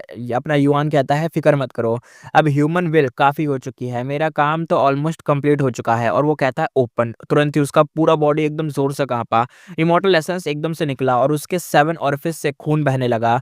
वो ह्यूमन पाथ कल्टीवेट करता था, पर सिर्फ रैंक 7 था। ह्यूमन पाथ मेथड एक्टिवेट करना उसके लिए लिमिट, मतलब उसकी जो लिमिट थी एकदम लिमिट पर था पूरा। बहुत पेन से रहा था, उसको करने बहुत मुश्किल हो रही थी। अगर रैंक 8 वाला होता ये बंदा तो कोई दिक्कत नहीं होती, लेकिन रैंक 7 पे होके इतना कुछ पावर लगा रहा है, पूरी लिमिट पे आ चुका था। फिर भी ओल्ड मैन ज़ेंग युआन के चेहरे पर कोई भी दर्द नहीं था, उल्टा उसके फेस पर तो सेटिस्फाइड वाली स्माइल थी। पीपल यूनाइटेड हर्ट्स के बाद एक नया ह्यूमन पाथ मेथड एक्टिवेट हुआ जो इमॉर्टल वल्नरेबल ने छोड़ा था। अब सीन यहाँ पे शिफ्ट होता है अपनी एम्परर सिटी की बैटलफील्ड में, जहाँ पे देखेंगे अब क्या एक्टिवेट होगा। चिकन डॉग कूप के अंदर फैंग क्लैन का गू इमॉर्टल एकदम रूथलेस हंसी के साथ आगे बढ़ रहा था। उसकी आंखों के सामने एम्परर सिटी बस पास ही आ रही तो डिस्ट्रॉय करने ही वाला था। अगर डिस्ट्रॉय हो जाती पूरी सिटी तो यह 5 रीजन में बड़ा सा अचीवमेंट होता। सिर्फ वो इमोर्टल नहीं, पूरा का पूरा फैंग क्लैन फेमस हो जाता है। और फैंग क्लैन के गु इमोर्टल कहते हैं सब कुछ क्रश कर दो, उड़ा दो, खत्म करो एम्पर सिटी को। दूर से फेंगयुआ ने सीन देखा और अंदर ही अंदर थोड़ा बहुत खुश हो गया। उसे स्ट्रांग फीलिंग आ रही थी कि अगर ये अटैक सक्सीड हुआ तो भाई उसे बहुत बड़ा फायदा होगा। उसकी विजडम पाथ अटेनमेंट हाई थी, इसलिए ये फीलिंग रिलायबल थी। लक पाथ वीक होने की वजह से उसने वो पूरा श्योर नहीं था कि हो पाएगा कि नहीं। लक का रोल यहाँ नहीं था। तभी अचानक यहाँ पे कुछ चेंज हो गया। एम्परर सिटी एक फेंट व्हाइट लाइट में चमकी और तुरंत ही वहां से गायब हो गई। उसी पल चिकन डॉग कूप का फिरोसियस ऑरा बिल्कुल खत्म हो गया। वो अभी भी आगे बढ़ रहा था, पर इंटरमेडिटिंग होती है ना, खतरनाक ऑरा के साथ नहीं लग रहा था, कम पावरफुल लग रहा था। पहले वो एक वर्शिप जैसा था, सॉरी वर्शिप, वॉरशिप, ठीक है। खतरनाक लड़ाई वाली शिप होती है ना, वॉरशिप जैसा था। अब वो ऐसा लग रहा था कि एक ब्रोकन बोट बन चुका हो, बिना कंट्रोल के हवा में बस एकदम इधर से उधर हिल डुल रहा था। सबके शॉक्ड नजरों के सामने चिकन डॉग कूप एकदम टूटना शुरू हो गया। इमोर्टल गुहाउस धीरे धीरे डिसइंटीग्रेट होने लग गया, डिसइंटीग्रेट, और एकदम लकड़ी के टुकड़े, मेटल के शार्ड्स हवा में उड़ गए। गोवम हर जगह एकदम बिखर गए और उनकी लाशें जमीन पर गिरने लग गई। एक पल पहले फ्रैंकलिन के गु इमोर्टल जोश में थे, और अब क्या हुआ, एकदम से चुप हो गए। ऐसा लगा कि शांति छा गई हो। शायद वो लाइट से टकराए, इनकी ऐसी हालत हो गई, पता नहीं। लेकिन उस बंदे ने कराया भाई, उस बंदे ने वहां से यूज करा था हेवेंसविल कह रहा हूँ, सॉरी, ह्यूमन विल का यूज करके। ह्यूमन विल उसके पास बहुत सारी हो गई थी, तो उसने एक्टिवेट करने वाला था ना खतरनाक अटैक, ये वही अटैक था। देखते हैं। और अभी यार हेवेंस विल से याद आया, हेवेंस विल अभी तक कुछ कर नहीं रही यार, ये ना पता नहीं कब उंगली करेगी, एकदम देखना किसी क्रूशियल मोमेंट पे ही उंगली करेगी। देखते हैं कब होगा। अगले ही मोमेंट ब्रोकन चिकन डॉग कूप के अंदर एक एक करके लाशें गिरने लगे, और ये सब वही फ्रैंकलिन के गुई मॉडल थे। अब शायद जो अभी जिंदा थे, लेकिन शायद अब हो सकता है बेहोश हो गए, क्या हुआ इनका। फ्रैंकलिन के गुई मॉडल कहते हैं ये कैसे हो सकता है, नाम लेकर चिल्लाया गया पर कोई जवाब नहीं आया। फ्रैंकजुआन का चेहरा बिल्कुल बदल गया, उसने कभी भी अपनी पिछली 500 साल की जिंदगी में ऐसा सीन देखा ही नहीं था। ये सेंट्रल कॉन्टिनेंट के हेवनली कोड की असली फाउंडेशन थी। फेंगयुआन और वेस्टर्न डिजर्ट के लोगों ने उन्हें भाई मजबूर कर दिया था कि ये ट्रम्प कार्ड यूज़ करने के लिए, और उन लोगों ने यूज़ भी कर लिया। यानी हेवनली कोड ने ऐसा मूव यूज़ करा कि ऐसी हालत हो गई भाई, वेस्टर्न डिजर्ट मतलब वेस्टर्न डिजर्ट क्या बोले, फ्रैंकलिन के वेस्टर्न डिजर्ट वालों की। तब यहाँ पे ली हुआंग की आंखों में थोड़ी बहुत रोशनी चमकी। ली हुआंग कहता है ये immortal killer move broken homes and dead family है। उसका कॉन्फिडेंस तुरंत ही स्काई रॉकेट हो गया। उसे समझ आ गया कि ह्यूमन विल अब काफी जमा हो चुकी है। ली हुआंग कहता है सब क्या देख रहे हो, हेवेली कोर्ट ने मूव कर लिया है, अब काउंटर अटैक का टाइम हमारा है। क्विंग ये ने तुरंत ही सपोर्ट दिया। क्विंग ये कहता है बिल्कुल, इन इन्वेडर्स को भाई सेंट्रल कॉन्टिनेंट से पावर दिखा दो, इनको उठा के बाहर फेंको, दिखाओ अपनी सेंट्रल कॉन्टिनेंट की ताकत। उसी वक्त पूरे सेंट्रल कॉन्टिनेंट में काउंटलेस व्हाइट लाइट उभर आए और ये छोटे लालटेन जैसे लग रहे थे, और ऐसा लग रहा था कि बहुत अजीब से साइज के, और हवा में उड़ रहे थे, तैर रहे थे, आसमान को कवर करने लग गए। तुमने वो देखा है गोकू में जब गोकू पावर मांगता है तो लोग अपने हाथ खड़े कर देते हैं, उनके हाथ से पावर निकलती है, फिर गोकू के कामेहामेहा या पता नहीं जो भी होता है उस बॉल के अंदर इकट्ठा होती है। सेम ऐसे ही ना पूरी एम्पर सिटी के अंदर से ह्यूमन विल, उनके इमोशन जो भी कुछ है वो सब कलेक्ट हो रहा था ऊपर, और वो इकट्ठा हो रहा था। वेस्टर्न डिसर्ट के गुइमोटल अलर्ट हो गए, उन्हें समझ नहीं आ रहा था कि ये कौन सा किलर मूव है। फेंगियो ने तुरंत ही एम्परर यामा फॉर्म ले लिया, और विंटर कोड डिस्ट्रॉय हो चुका था, इसलिए अब वो सिर्फ सोल पास डिफेंसिव किलर मूव पर ही डिपेंड था। वैसे तो अब देखते हैं फिजिकल मूव तो शायद वो शह नहीं पाएगा, अब एम्परर यामा फॉर्म में देखते हैं कि क्या होगा। व्हाइट लाइट के बीच खड़ा फेंगयुआन भी अब अनश्योर था कि क्या होगा। उसने केयरफुली एकदम चेक करा कि ये है क्या, पर व्हाइट लाइट बिल्कुल भी इल्यूजन जैसे थे। ना कोई अटैक कर रहा है, ना कोई पावर दिख रही है, ना कोई रिस्पॉन्स मिल रहा है इस व्हाइट लाइट के अंदर से। फेंगयुआन भी देख के हिल रहा था भाई ये है क्या चीज़ है, गोले टाइप की, और बहुत अजीब चीज़ थी वैसे। फेंगयुआन का कोई मेथड एक तरीके से यहाँ पर उन पे काम ही नहीं कर रहा था इस व्हाइट लाइट पे, ये व्हाइट के गोले-गोले से जो थे, कुछ भी मेथड इनके ऊपर काम ही नहीं कर रहा था। ये इमॉर्टल किलर मूव बहुत ही ग्रैंड था और पूरे सेंट्रल कॉन्टिनेंट को अफेक्ट कर रहा था, और इसमें कोई भी ऑफेंसिव पावर नहीं दिख रही थी। और अगले ही पल व्हाइट लाइट फिश या बर्ड जैसे मूव करने लग गए, इधर से उधर एकदम मूव कर रहे थे, एकदम फ्लिकर कर रहे थे, जैसे अपने घर लौट रहे हों। ये लाइट्स जाकर सेंट्रल कॉन्टिनेंट के हर गु इमॉर्टल पर लैंड हो गई। सेंट्रल कॉन्टिनेंट के गु इमॉर्टल धीरे धीरे व्हाइट लाइट में एकदम भाई एकदम कवर हो गए, पूरे के पूरे कवर हो गए। लाइट ज्यादा तेज नहीं थी, बल्कि एकदम गर्माहट फील हो रही थी, और एकदम माइल्ड जैसी थी, मतलब माइल्ड लाइट थी। और ये सिर्फ एम्पायर सिटी बैटलफील्ड तक लिमिटेड नहीं था, हेवेली कोड, इनक्रेडिबल ब्लेसलैंड और पूरे के पूरे सेंट्रल कॉन्टिनेंट में ये सब हो रहा था। ये था ह्यूमन पाथ का killer move, hope of the people. People united hurt और broken home and deadly family primordial origin immortal vulnerable के ह्यूमन पाथ मेथड थे, पर होप ऑफ द पीपल और जो आगे आने वाला था, ये स्टार कंसलेशन इमॉर्टल वनरेबल के ह्यूमन पाथ के रिसर्च का रिजल्ट था। हेवेली कोड के अंदर ओल्ड मैन जेंग युआन फिर से चिल्लाया। ओल्ड मैन जेंग युआन कहता है human path killer move, heroes among people. जैसे ही उसने ये एक्टिवेट करा, सेंट्रल कॉर्नर के गुई मॉडल के अराउंड जो व्हाइट लाइट अभी एकदम आसपास जो थी बिखरी हुई थी, एकदम आसपास कवर करके रखी थी, एकदम से श्रिंक होने लग गई, एक जगह इकट्ठा होकर उनके अंदर समाने लग गई। और उन जितने भी मतलब जो जो गुई मॉडल वहां पे था भाई, उन सबकी ओर ना एकदम से ऐसा लगा कि कोई खतरनाक ही लेवल का बफ मिल गया उनको। बहुत तेज, बहुत ज़्यादा तेज, बहुत ही ज़्यादा तेज बढ़ने लग गई। दूसरे 4 रीजन के कोई मॉडल कंफ्यूज हो गए। दूसरे रीजन के कोई मॉडल कहते हैं इनकी ऑरा बदल गई, ये क्या हो रहा है। सेंट्रल कॉन्टिनेंट के कोई मॉडल शॉक में आ गए। सेंट्रल कॉन्टिनेंट का कोई मॉडल कहता है इतनी स्ट्रांग पावर, इतनी स्ट्रांग पावर, बॉडी के अंदर जैसे फ्लड आ गया हो, ये कैसी ताकत है। भाई उनकी सारी थकान अब यहाँ पे गायब हो चुकी थी, माइंड बिल्कुल क्लियर हो चुका था, फाइटिंग स्पीड एकदम शार्पली बढ़ गई थी। सबसे ज्यादा चेंज तो ली हुआंग, फेरी जीवी, चेनी जैसे लोगों को भाई दिख रहा था यहाँ पे। अब देखते हैं वेस्टर्न डिजर्ट के कोई मॉडल के जितने भी मतलब गु हाउसेस थे, उनके अंदर जितने भी मॉडल थे सब घबरा गए। ये देख के हिल गए वो कि अरे ये क्या हो रहा है। वेस्टर्न डिजर्ट के कोई मॉडल कहते हैं पीछे हटो, पीछे हट जाओ, जल्दी रिट्रीट करो, जल्दी पीछे हटो। और अब ध्यान से सुनना, पीछे रह के बस ऑब्जर्व करना, कोई भी आगे नहीं बढ़ेगा, बस पीछे रहना, ये उनका कमांड था। ये सीन उनको भाई पूरी तरह से शॉक कर चुका था। फेंगयुआन ने भाई आंखें एकदम सिकोड़ ली। इस मोमेंट पर उसने रिट्रीट नहीं किया, बल्कि वो तो अटैक कर गया। मतलब देखने चाह रहा था कि ये जो ताकत इनकी बढ़ी है, कितनी ताकत बढ़ी है। यामा चिल्ड्रन सीधा ली हुआंग और क्विंगे की तरफ आ गए। ली हुआंग ने गहरी सांस ली और थोड़ा सा हंस दिया, और उसकी बैक पर वेदांत सन फ्लेम क्लॉक कई गुना ज्यादा बड़ा हो गया। यामा चिल्ड्रन पास आने से पहले यहाँ पे जलकर खत्म हो गए। फेंगयुआन के यामा चिल्ड्रन जो भी अटैक कर रहे थे। ली हुआंग कहता है डीमन अभी अटैक छे। ली हुआंग ने काउंटर अटैक करा, फेंगयुआन ने डिफेंस संभाला। कुछ राउंड के बाद फेंगयुआन का दिल भी एक तरीके से हिल गया, ये सब देख के कि क्या पावर बढ़ी है इनकी।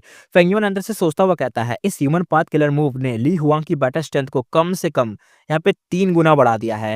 ये दाव मार्क का एम्पलीफिकेशन नहीं था, दाव मार्क सिर्फ किलर मूव की पावर को बढ़ाते हैं, पर ये जो हीरोज अमॉन्ग पीपल था, सीधा गु इमोर्टल की पावर को ही एम्पलीफाई कर रहा था। रैंक 8 पर डबल एम्प्लीफिकेशन ऑलरेडी टेरिफाइंग होता है, और जैसे थीविंग हेवन डीमन वनरेबल का परफेक्ट पेयर था, एक क्लोन बनाता था जो यूजर के बराबर स्ट्रांग होता था, सेम वैसे ही टाइप का कुछ था। जैसे थीविंग हेवन का एक अटैक है जिसका नाम है परफेक्ट पेयर, उसमें ये होता है कि तुम्हारा एक क्लोन बन जाएगा, लेकिन वो क्लोन है तुम्हारे ही बराबर पावरफुल होगा, एकदम बिल्कुल तुम्हारी कॉपी तुम्हारे बराबर पावरफुल, यानी मान लो तुम ही लोग दो हो गए हो बस। तो बहुत खतरनाक बात हो जाती है। सेम ऐसे इनके साथ भी हो रहा था। ये जो हीरोज अमॉन्ग पीपल था, ये इतना खतरनाक किलर मूव था कि भाई ये जो तुम्हारी पावर को मल्टीपल टाइम बढ़ा दे रहा था, जैसे 3 गुना बढ़ा दिया। अब यहाँ पे 3 क्लोन तो नहीं आए, लेकिन तीनों क्लोन मान लो तुम्हारे ना अंदर समा गए हैं, और तुम 3 क्लोन के बराबर ताकत रखते हो। यानी तुम्हारे जैसे 3 लोग, वो अब तुम्हारे पास उतनी ताकत है। ली हुआंग जैसे 3 लोग आ गए, और उन तीनों को मिक्स कर दो, तो ली हुआंग जितना पावरफुल बनेगा, उतना यहाँ पे अब इस टाइम पे हो चुका था। मान के चलो अगर ये बंदा रैंक 8 के अपर स्टेज पे होगा तो पीक पे पहुंच चुका होगा। पर हीरोज अमॉन्ग पीपल कम से कम ट्रिपल एम्पलीफिकेशन दे रहा था, और सबसे शॉकिंग बात, ये सिर्फ ली हुआंग पर नहीं बल्कि काउंटलेस सेंट्रल कॉर्डिनेट के गुई मॉडल पर काम कर रहा था। Hope of the people plus heroes among people, दोनों भाई रैंक 9 किलर मूव एक साथ यूज हुए थे। जैसे रेड लोटस का कॉल ऑफ एशियंट और सपोर्ट ऑफ फ्यूचर, वैसे ही स्टार कंस्टेलेशन के दोनों मूव भी थे। भाई वर्ल्ड शॉकिंग लेवल की पावर दिखा रहे थे। ये सिचुएशन और भी खराब हो गई थी। सेंट्रल कॉर्नर के गो इमॉर्टल और जितने भी यहाँ पे मतलब इमॉर्टल गो हाउस थे, उनकी भी, उनका जो इमॉर्टल गो हाउस था सेंट्रल कॉर्नर वालों का, उनका भी भाई उसके अंदर भी ये भी समाने लग गए। यहाँ बंदे को तो छोड़ो, इमॉर्टल गो हाउस की भी पावर बढ़ने लग गई। हीरोज अमॉन्ग पीपल का इफेक्ट उन पर भी पड़ रहा था, क्योंकि इमॉर्टल गो हाउस असल में इमॉर्टल किलर मूव ही तो होते हैं, और हीरोज अमॉन्ग पीपल दूसरे किलर मूव को भी एम्पलीफाई करता है। सेंट्रल कॉर्डिनेट की ओवरऑल स्ट्रेंथ अब कम से कम भाई 3 गुना बढ़ चुकी थी। अब अगर यहाँ पे मान लो सेंट्रल कॉर्डिनेट के पास 30 लोग, या नहीं, मान लो सेंट्रल कॉर्डिनेट के पास यहाँ पे 30 नहीं 100 लोग हैं, तो अब यहाँ पे उनके पास 300 लोग हो चुके हैं। ऐसे मान लो, ऐसी ताकत आ चुकी है उनके पास। दिख नहीं रहे वो 300 लोग, बस एक बंदे के पास तीन तीन लोगों की ताकत है। हो गई 300 लोगों की पावर। वो इमॉर्टल की फाइट में नंबर्स हमेशा से एडवांटेज नहीं होते, क्योंकि अलग अलग पाथ के दांव कॉन्फ्लिक्ट करते हैं। 1+1 अक्सर 2 से कम होता है। देख रहे हो, खतरनाक। इसलिए गो इमॉर्टल या तो सेम इमॉर्टल को हाउस कंट्रोल करते हैं, या तो इमॉर्टल फॉर्मेशन के कोर बनते हैं। बाकी लोग सिर्फ इमॉर्टल एसेंस देते हैं या रिपेयर करते हैं। और इसके मुकाबले एशियंट बैटल फॉर्मेशन ज़्यादा इफेक्टिव होते हैं। वो आउटडेटेड होने के बाद भी इंडिविजुअल गो इमॉर्टल की पोटेंशियल निकाल लेते हैं, और एक तरीके से एशियन बैटल फॉर्मेशन गो इमॉर्टल को अपने मेथड यूज कर सकती है, और उन्हें एम्पलीफाई भी कर सकती है। इसी वजह से 7 एक्सट्रीम डेस्टिनेशन ड्यूक लॉन्ग को रोक पाया था। वहाँ 7 गो इमॉर्टल की स्ट्रेंथ यहाँ पे कंबाइन हो गई थी, और 7 लोगों की स्ट्रेंथ कंबाइन हो गई, तब वो जो खतरनाक मूव उन्होंने चलाया था, ड्यूक लॉन्ग का एक सीन कट गया था, इतनी खतरनाक हालत हो गई थी। वैसा खतरनाक अटैक इन लोगों ने भी चला दिया, हेवनली कोर्ट वालों ने। यहाँ पे 1+1 2 हो चुका है। 2 क्या 3 मान लो यार, क्योंकि 3 पेयर मिक्स होके एक बंदा बन रहा है। बहुत खतरनाक पावर आ गई थी। इसी एंगल से देखा जाए तो heroes among people perfect pair से भी ज़्यादा डीप था। परफेक्ट पेयर सिर्फ एक क्लोन देता था, पर हीरोज अमॉन्ग पीपल सीधा भाई मेन बॉडी को 3 गुना ज़्यादा पावरफुल बना देता था। वही बात आ गई ना जो मैंने एक्सप्लेन करी है, कि 3 लोगों की ताकत आ गई, और मेन बॉडी की वैल्यू क्लोन से कहीं ज़्यादा होती थी।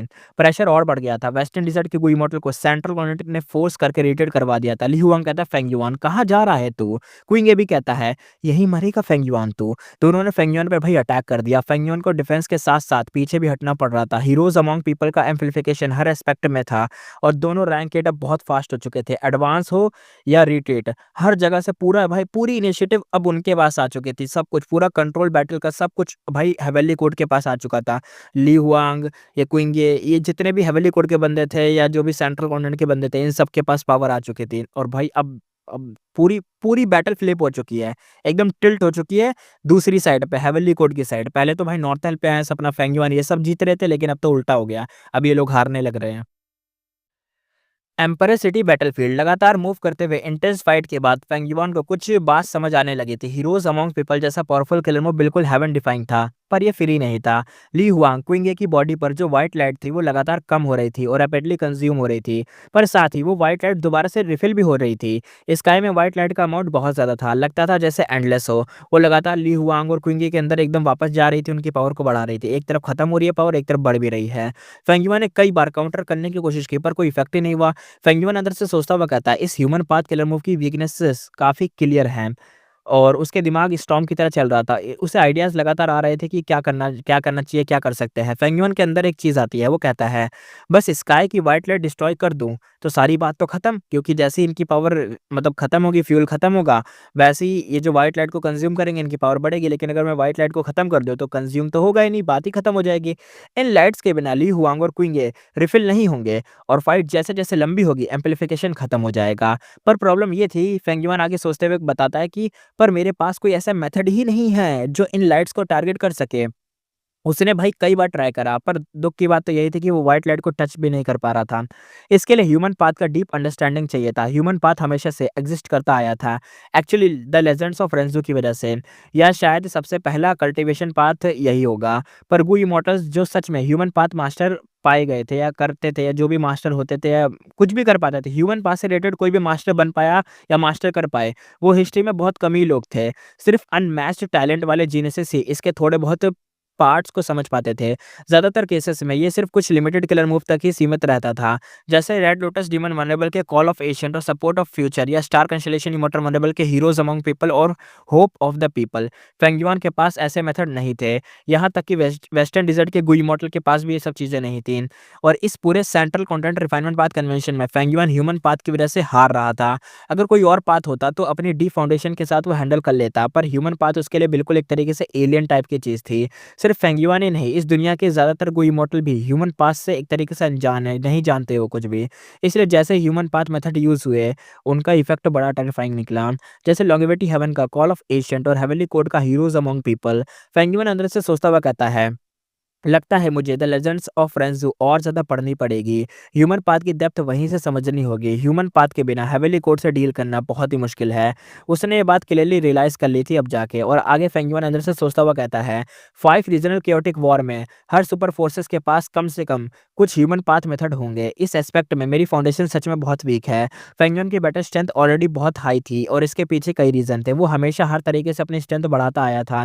पूरे बैटल स्ट्रेंथ के मामले में वो गू इमॉर्टल वर्ल्ड के टॉप लेवल पर खड़ा था। सही बात है, पूरे बैटल स्ट्रेंथ स्ट्रेंथ के मामले में समझ जाओ, एकदम अगर प्योर स्ट्रेंथ की बात हो तो फेंगयुआन आगे है भाई।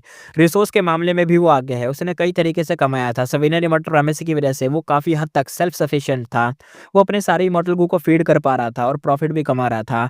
पर अभी उसके पास इतने एक तरीके से फाइनेंशियल्स नहीं थे कि वो रैंक 8 इमॉर्टल को रिफाइन कर सके। उसके लिए टाइम और एक्यूमुलेशन चाहिए था।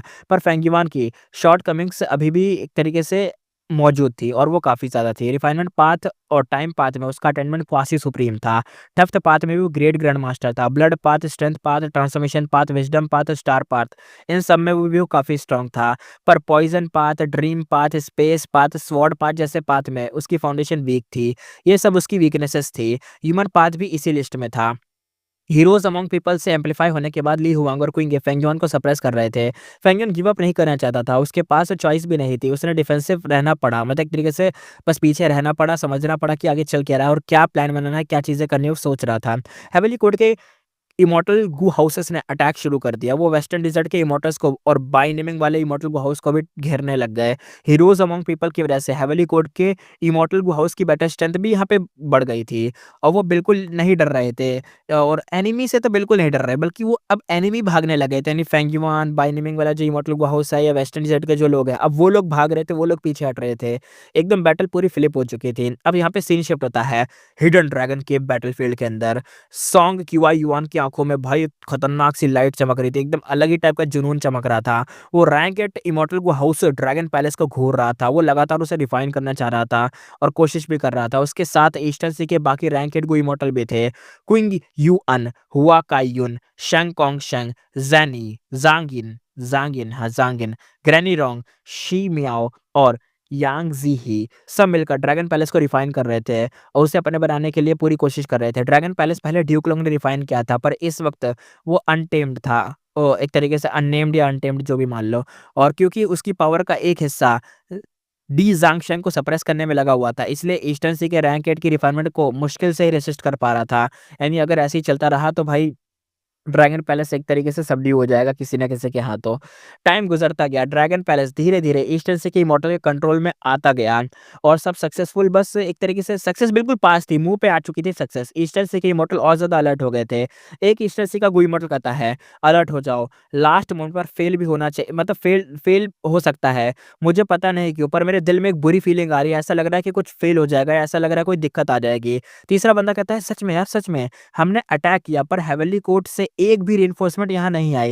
यानी कोई यहाँ पे बचाने नहीं आया, कोई यहाँ पे हमें रोकने नहीं आया, कोई भी नहीं आया। मुझे कुछ बुरा फ़ील हो रहा है।" एक बंदा कहता है, "अरे चिंता मत करो, हेवनली कोर्ट अभी अपने आप को ही बचाने में बिज़ी होगा, वो यहाँ पे कैसे कुछ भेजेगा? टेंशन मत लो, कोई दिक्कत नहीं होने वाली।" एक बंदा कहता है, "उन्होंने शायद इस जगह को छोड़ ही दिया हो, ये भी तो हो सकता है।" शेंग कॉन्ग शेंग कहता है, "ओल्ड स्लेव बाइफैंग, केव के एंट्रेंस पर गार्ड करो। जो भी सस्पिशियस लगे मार डालो और अगर हेवनली कोर्ट रिइंफोर्समेंट लाए तो चाहे मतलब मरना भी पड़े, रिट्रीट मत करना, उन्हें रोक के रखना, बस हम इसे रिफाइन करने ही वाले हैं।" शेंग कॉन्ग शेंग ने ये ऑर्डर दिया था क्योंकि वो ओल्ड मैन बाइफैंग को पहले से ही एन्स्लेव कर चुका था और ओल्ड मैन बाइफैंग वही बंदा है जो कि यहाँ पे पहले गार्ड कर रहा था, गार्ड करता था यहाँ पे पहले, लेकिन अब वो स्लेव बन चुका है इस ईस्टर्न सी वालों का, क्या बोल सकते हैं। और इसका जो ग्रैंडसन था, जो कि रैंक 6 इमॉर्टल था, वो तो भाई कुत्ते की तरह उसकी क्या बोले, पागल हो गया। वो तो एकदम पता नहीं कहाँ पड़ा हुआ है, सो रहा है, बेहोश हो गया, क्या हो गया, वो तो बहुत डर गया था, छोड़ो उसको। ओल्ड मैन बाइफैंग अपनी फ्रीडम खो चुका था। उसे शांग कोंग शेंग के ऑर्डर्स मानने ही पड़ रहे थे। उसने एक मतलब तरीके से ना बहुत बेकार सा लुक दिया और अपने ग्रैंडसन फेंग चेनज़ी के साथ वहाँ से निकल गया। फेंग चेनज़ी ओल्ड मैन बाइफैंग को अब पोता था। उसकी कल्टीवेशन सिर्फ रैंक 6 थी। ईस्टर्न सी के इमॉर्टल्स के लिए वो बिल्कुल एक तरीके से इनसिग्निफिकेंट था, यानी कुछ नहीं, टट्टी है, तू हट जा, बस ऐसे टाइप की चीज़ थी। जब शेंग कोंग शेंग ने ओल्ड मैन बाइफैंग को एन्स्लेव किया था, उसने यहाँ पे फेंग चेन ज़ी को भी साथ में ही एन्स्लेव कर लिया था। अच्छा, दोनों लोग स्लेव हो चुके हैं। ज़ांग इन हँसकर कहता है, "लगता है इस बार ब्रदर्स चेन को फ़ायदा सबसे ज़्यादा हुआ था है।" अलायंस एग्रीमेंट के हिसाब से ड्रैगन पैलेस सभी मॉडल्स के बीच शेयर होना ही था। पर शेंग कोंग शेंग ने ओल्ड मैन बाइफैंग को और उसके ग्रैंडसन को भी एन्स्लेव किया और यहाँ पे फेंग चेनज़ी को मतलब उसने बोला कि फेंग चेनज़ी को छोड़ दो और असल की तो यहाँ पे ओल्ड मैन बाइफैंग था, एक जीनियस रैंकेड एक्सपर्ट, तो इसलिए उसने फेंग चेनज़ी को मारा नहीं, ज़्यादा कुछ नहीं करा, बस स्लेव बना लिया। और यहाँ पे जो मेन मुद्दा था, इस ये क्या कहते हैं, अपना ग्रैंडफ़ादर ओल्ड मैन बाइफैंग, उसको अपना स्लेव बना लिया, एक एक्सपर्ट भी था इसलिए। बस प्रॉब्लम ये थी कि उसकी इंजरीज़ की वजह से उसकी बैटल स्ट्रेंथ बहुत गिर चुकी थी अपने बूढ़ों की। और शेंग कोंग शेंग बस चुप रहा। उसे पता था कि भले ही बाहर से सब शांत दिख रहा हो, अंदर ही अंदर सबके अपने ख़्याल चल रहे हैं, यानी कोई भी धोखा भी दे सकता है, लेकिन एक एग्रीमेंट हो रखा है तो इतनी टेंशन नहीं होनी चाहिए। क्योंकि शेंग क्लैन को अब एक नया रैंक हिट मिल गया था और अगर ओल्ड मैन बाइफैंग रिकवर हो गया, तो पूरे ईस्टर्न सी का बैलेंस फिर से हिल जाएगा और ये लोग भी सारे ईस्टर्न सी के ही थे। बस थोड़ी देर के लिए ही तो अलायंस बना के रखे हैं, लेकिन है तो अंदर से वही, मतलब खून तो इनका वही है ना। लड़ मर जाओ एकदम, आगे मत बढ़ना है तो दूसरे वाले बंदे को, कोई भी आगे ना बढ़े, यही लोग आगे रहें, ऐसे टाइप का। शेंग कोंग शेंग कहता है, "ये ओल्ड मैन बाइफैंग क्या ही कर लेगा, बुड्ढा है और ऊपर से बहुत ज़्यादा इंजर्ड भी है, उसे रिकवर होने में बहुत ज़्यादा टाइम और एनर्जी लगेगी। ड्रैगन पैलेस के मुकाबले ये तो कुछ भी चीज़ नहीं है।" उसने जानबूझकर ओल्ड मैन बाइफैंग को एक तरीके से एक डीवैल्यू करा, दूसरों को दिखाया कि अरे इसकी कोई वैल्यू नहीं है, तो टट्टी चीज़ है, हटाओ, इसके बारे में ज़्यादा मत सोचो, ताकि लोगों के मन में थॉट आए, उनको मैनिपुलेट किया जाए सके, उनके मैनिपुलेट मतलब उनको मैनिपुलेट करके ऐसा सोचा जा सके कि उनको ये लगे, कि ये जो ओल्ड मैन बाइफैंग है, ये बेकार है, तो टट्टी है और इस ये अगर साथ भी आ गया अपने शेंग कोंग शेंग के, तो ईस्टर्न सी में कोई भी चीज़ बदलाव नहीं होंगे, कोई बैलेंस नहीं टूटेगा क्योंकि ये तो टट्टी है, ये तो इंजर्ड है, ये तो कुछ नहीं कर पाएगा। डीवैल्यू कर रहा था। समझ गए होंगे मैनिपुलेशन किस चीज़ का हो रहा था यहाँ पे, ताकि बाकी मॉडल का ध्यान ड्रैगन पैलेस पर ही चला जाए। शेंग कोंग शेंग आगे कहता है, "ड्रैगन पैलेस डी ज़ांगशेंग को सप्रेस और एन्स्लेव कर सकता है। इसके साथ जब 5 रीजन एक होंगे, तो हम बाकी 4 रीजन का सामना कर सकते हैं।" बाकी इमॉर्टल्स के सेंस ऑफ डेंजर को थोड़ा-सा मतलब एकदम जगाना चाह रहा था और उन्हें याद दिला रहा था कि वो शेंग कोंग शेंग और उन एक तरीके से आपस में अलाय हैं और उनकी असली दुश्मनी बाकी के 4 रीजन से होने वाली है, आपस में नहीं होने वाली है। तो सब लोग यहाँ पे साथ रहो, आपस में दुश्मनी मत करो, ड्रैगन पैलेस को उठाओ और ये जो ड्रैगन है इसको भी अपना बनाओ और चलो यहाँ से, ये कहना चाह रहा था। शेंग कोंग शेंग आगे कहता है, "ध्यान से ऑब्जर्व करो, हमारे डिडक्शन के मुताबिक ड्रैगन पैलेस के अंदर एक ड्रीम पाथ इमॉर्टल को होना चाहिए। बस ये उम्मीद है कि ड्यूक लॉन्ग उसे लेकर ना गया हो।" इमॉर्टल थोड़े बहुत शांत हो गए। शेंग कोंग शेंग की बात में लॉजिक था, उसकी बातों से बाकी लोगों को जलन भी थोड़ी-सी कम हो गई।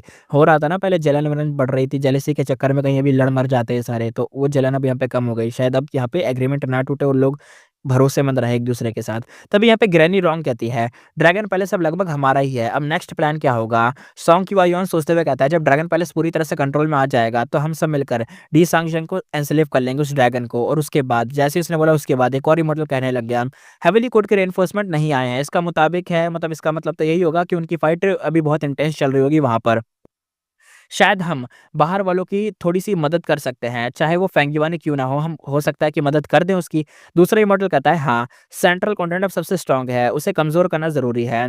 ज़ांग इन थोड़ा-सा एकदम कोल्ड आवाज़ में कहता है, हाँ, हाँ, हाँ, किसने कहा हेविली कोड के पास रिइंफोर्समेंट नहीं है? और इसी पर सिचुएशन बदल गई। ज़ांग इन, ग्रैनी रॉन्ग, शी माओ और यहाँ पे यांग ज़ी ने अचानक से एक अटैक कर दिया। उनका टारगेट था सोंग क्यूआयुआन, क्विंग ये अन, हुआ काइयुन और शेंग गोंगशेंग। यहाँ पे सोंग क्यूआयुआन और बाकी लोग ये एक्सपेक्ट भी नहीं कर रहे थे कि उनकी ही टीम में कोई ट्रेटर निकलेगा और उनकी एलाइज से एक अटैक आ जाएगा। सब लोग भाई एकदम मुँह से ब्लड थूकने लग गए। रैंक 8 गु इमॉर्टल की फाउंडेशन बहुत खतरनाक तो होती ही है, उनके डिफेंस भी बहुत स्ट्रॉन्ग होते हैं, इसलिए जो सरप्राइज़ अटैक था और भी डेडली था। ज़ेंगिन और बाकी किसी को मार नहीं पाए, पर इतना भी काफ़ी था कि सब इंजर्ड हो गए। सोंग क्यूआयुआन और बाकी लोग एक तरीके से बहुत ज़्यादा इंजर्ड होकर पीछे हट गए। ज़ेंगिन और बाकी 4 लोग इनर सर्कल में खड़े हो गए, ड्रैगन पैलेस को प्रोटेक्ट करते हुए। सोंग क्यूआयुआन और बाकी लोग गुस्से से एकदम शॉक में भर गए। यहाँ पे क्विंग ये अन गुस्से में कहता है, "ज़ेंगिन, तू च तू तू तू तू और ये तेरे 4 लोग पागल हो गए हो क्या? तुम ड्रैगन पैलेस सिर्फ़ अपने लिए चाहते हो क्या?" ज़ेंगिन हल्का सा हँसते हुए कहता है, "हम 4 मिलकर काम कर रहे हैं यार, हम इसे अकेले से ही मोनोपोलाइज़ नहीं कर रहे यार, सोचो थोड़ा-सा।" शेंग कोंगशेंग एकदम ग्रिम टोन में कहता है, "अलायंस एग्रीमेंट भूल मत जाना, तुम लोग एग्रीमेंट तोड़ रहे हो, इसका बैकलैश झेलने के लिए रेडी हो जाना।" यहाँ पे यांग ज़ी ही शांत था पर कहता है, "चाहे हमें मरना ही क्यों ना पड़े, हम ड्रैगन पैलेस को प्रोटेक्ट करेंगे, तुम इसे नहीं ले पाओगे।" हुआ काइयुन ने तुरंत ही एकदम भाई अपनी आईब्रोज़ को सिकोड़ लिया, वो हुआ काइयुन कहती है धीरे से, "कुछ तो गड़बड़ है यहाँ पे।" ज़ेंगिन और बाकी 4 लोग, चाहे लोन या डेमोनिक रैंक 8 हो, पर ईस्टर्न सी के ही लोग थे और उनके ऊपर सुपर फोर्सेस के लीडर्स के बीच कॉन्फ्लिक्ट हो सकते थे। पर इस तरह मतलब एक तरीके से जान की बाजी लगाकर ड्रैगन पैलेस को प्रोटेक्ट करना बहुत अजीब बात थी। मतलब देखो, यहाँ पे अजीब बात ये है ना कि ये जो 4 लोग हैं तो ये ईस्टर्न सी के ही और इनके ऊपर इनके पावरफुल क्लैन्स हैं, जो कंट्रोल करते हैं इनको और ये उनके ही साथी हैं। लेकिन ये ना मतलब अजीब तरीके का कर रहे हैं, मतलब अपनी जान लगा के एक सेंट्रल कॉन्टिनेंट की चीज़ को प्रोटेक्ट कर रहे हैं। ईस्टर्न सी की भी नहीं, सेंट्रल कॉन्टिनेंट की चीज़ है ड्रैगन पैलेस, उसको प्रोटेक्ट कर रहे हैं अपनी जान लगाकर। क्यों कर रहे हैं ऐसा? मतलब ऐसा लग रहा था ना कि स्पाई हो सकता है इनके अंदर या इनको कंट्रोल किया जा रहा हो या ये स्पाई तो नहीं है सेंट्रल कॉन्टिनेंट के, ऐसे टाइप की चीज़ें। सॉन्ग ह्यूआयन चिल्लाकर कहता है, "तुम ये सब क्या कर रहे हो और क्यों कर रहे हो?" ज़ेंग और बाकी 4 लोग एक डीप सी एक क्रीपी स्माइल देने लग गए और अगले ही पल उनकी बॉडीज़ बदलने लग गईं और उनके भाई एकदम मतलब जो कद था, हाइट थी एकदम से भाई लंबी हो गई। हाथ-पैर क्लोज़ एकदम वैसे पंजे में बदल गए, स्किन पर स्केल्स आ गए और माथे पर एकदम भाई ऐसा स्केल्स आने लग गए। उनकी आँखों के जो पुपिल्स थे वो वर्टिकल स्लिट्स बन गए और उनकी अपीयरेंस बिल्कुल अब बदल चुकी थी। एक तो ऐसा लगा जानवर टाइप का कुछ बन रहा था। सॉन्ग ह्यूआयन और बाकी 4 लोग एकदम से शॉक रह गए। क्योंकि ये ट्रांसफॉर्मेशन पाथ बिल्कुल ड्यूक लंग जैसी लग रही थी और यहाँ पे क्विंग ये गुस्से में कहता है, तुम सब ने ह्यूमंस का सुपेरिटी स्टेटस छोड़कर inferior variant human dragon man बनने का फैसला कर लिया। ज़ैंग और बाकी जो 4 लोग थे वो एक-एक करके कहते हैं। एक बंदा कहता है, तुम क्या जानते हो? दूसरा कहता है, ड्रैगन मैन एक नोबल रेस है। तीसरा कहता है, ये हेवन और अर्थ का फ्यूचर रूलर है। चौथा कहता है, ह्यूमंस इस दुनिया में खत्म होने वाले हैं। ये चारों लोग थे और चारों ने अपनी-अपनी बातें कह दी थी। इनमें से एक ज़ैंग भी था। आखिर में चारों ने एक साथ चिल्लाया और एकदम चिल्लाने लग गए। यहाँ पे ज़ांगिन, ग्रैनी रॉन्ग, शी मियाओ और यांग ज़ीही वो कहते हैं, "हम ड्रैगन पैलेस के गार्डियंस हैं, पोर्ट ड्रैगन जर्नल्स।" ओके, तो ये लोग गार्डियन थे। अबे यार, ये तो ईस्टर्न सी के बंदे थे, यही तो ड्यूक लॉन्ग से लड़ भी रहे थे। ग्रैनी रॉन्ग की टीम भी थी, वो भी लड़ रही थी। यहाँ सीन कुछ अलग ही लग रहा है, कुछ अजीब ही टाइप का सीन चल रहा है। ज़ैंगिन, ग्रैनी रॉन्ग, शी मियाओ और यांग ज़ीही ये 4 लोगों के नाम याद रखना, यही ट्रेटर हैं। ईस्टर्न सी के भले हैं, लेकिन ये अब ट्रेटर बन चुके हैं, ड्रैगन मैन बन चुके हैं। सोंग क्यूआयुन और बाकी 4 लोग शॉक के मारे बोल भी नहीं पाए। यहाँ पे हुआ काइयुन अचानक से समझ गई और कही, "ओह! मुझे समझ आ गया।" उसकी आँखों में थोड़ी-सी कोल्ड सी चमक आ गई। हुआ काइयुन कहती है, ये 4 लोग बहुत पहले ही ड्रैगन पैलेस के एन्स्लेव्ड बन चुके थे, यानी स्लेव बन चुके थे। पहले ड्यूक लॉन्ग के खिलाफ ड्रैगन पैलेस में लड़ना, इनका तो फर्ज़ बनता था ना लड़ने का, क्योंकि ये पहले से ही ड्रैगन पैलेस के स्लेव थे और ड्यूक लॉन्ग ड्रैगन पैलेस को रिफाइन करना चाहता था, तो ये ड्यूक लॉन्ग के खिलाफ लड़ रहे थे उस टाइम पर। लेकिन जब ड्यूक लॉन्ग ने ड्रैगन पैलेस को रिफाइन कर लिया, अपना बना लिया, तब ये 4 लोग ऑटोमैटिकली ड्यूक लॉन्ग को अपना मास्टर मान गए। इन चारों लोगों ने ड्यूक लॉन्ग को अपना मास्टर मान लिया और आगे अपनी हुआ काइयुन ने समझाया, कहा, और जानते ही हो ड्यूक लॉन्ग कितना क्राफ्टी बंदा था, तुम जानते ही होगे। उसने क्या करा, उसे पता था कि ये चारों लोग उसके स्लेव बन चुके हैं, लेकिन उसने क्या करा, वो तो ड्रैगन पैलेस लेके चला गया, लेकिन उसने इन चारों लोगों को ईस्टर्न सी के अंदर ही छोड़ दिया, ताकि ये सारे के सारे लोग हमारे साथ में ही बने रहें, हमारे साथ-साथ रहें, एक तरीके के स्पाई बन जाएँ। और हेविली कोर्ट की रिइंफोर्समेंट कब की हमारे साथ ही चल रही थी, वो कब की आ चुकी थी, बल्कि वो हमारे साथ शुरू से ही थी। इसी के साथ एपिसोड करते हैं खत्म, फिर मिलेंगे नेक्स्ट एपिसोड में।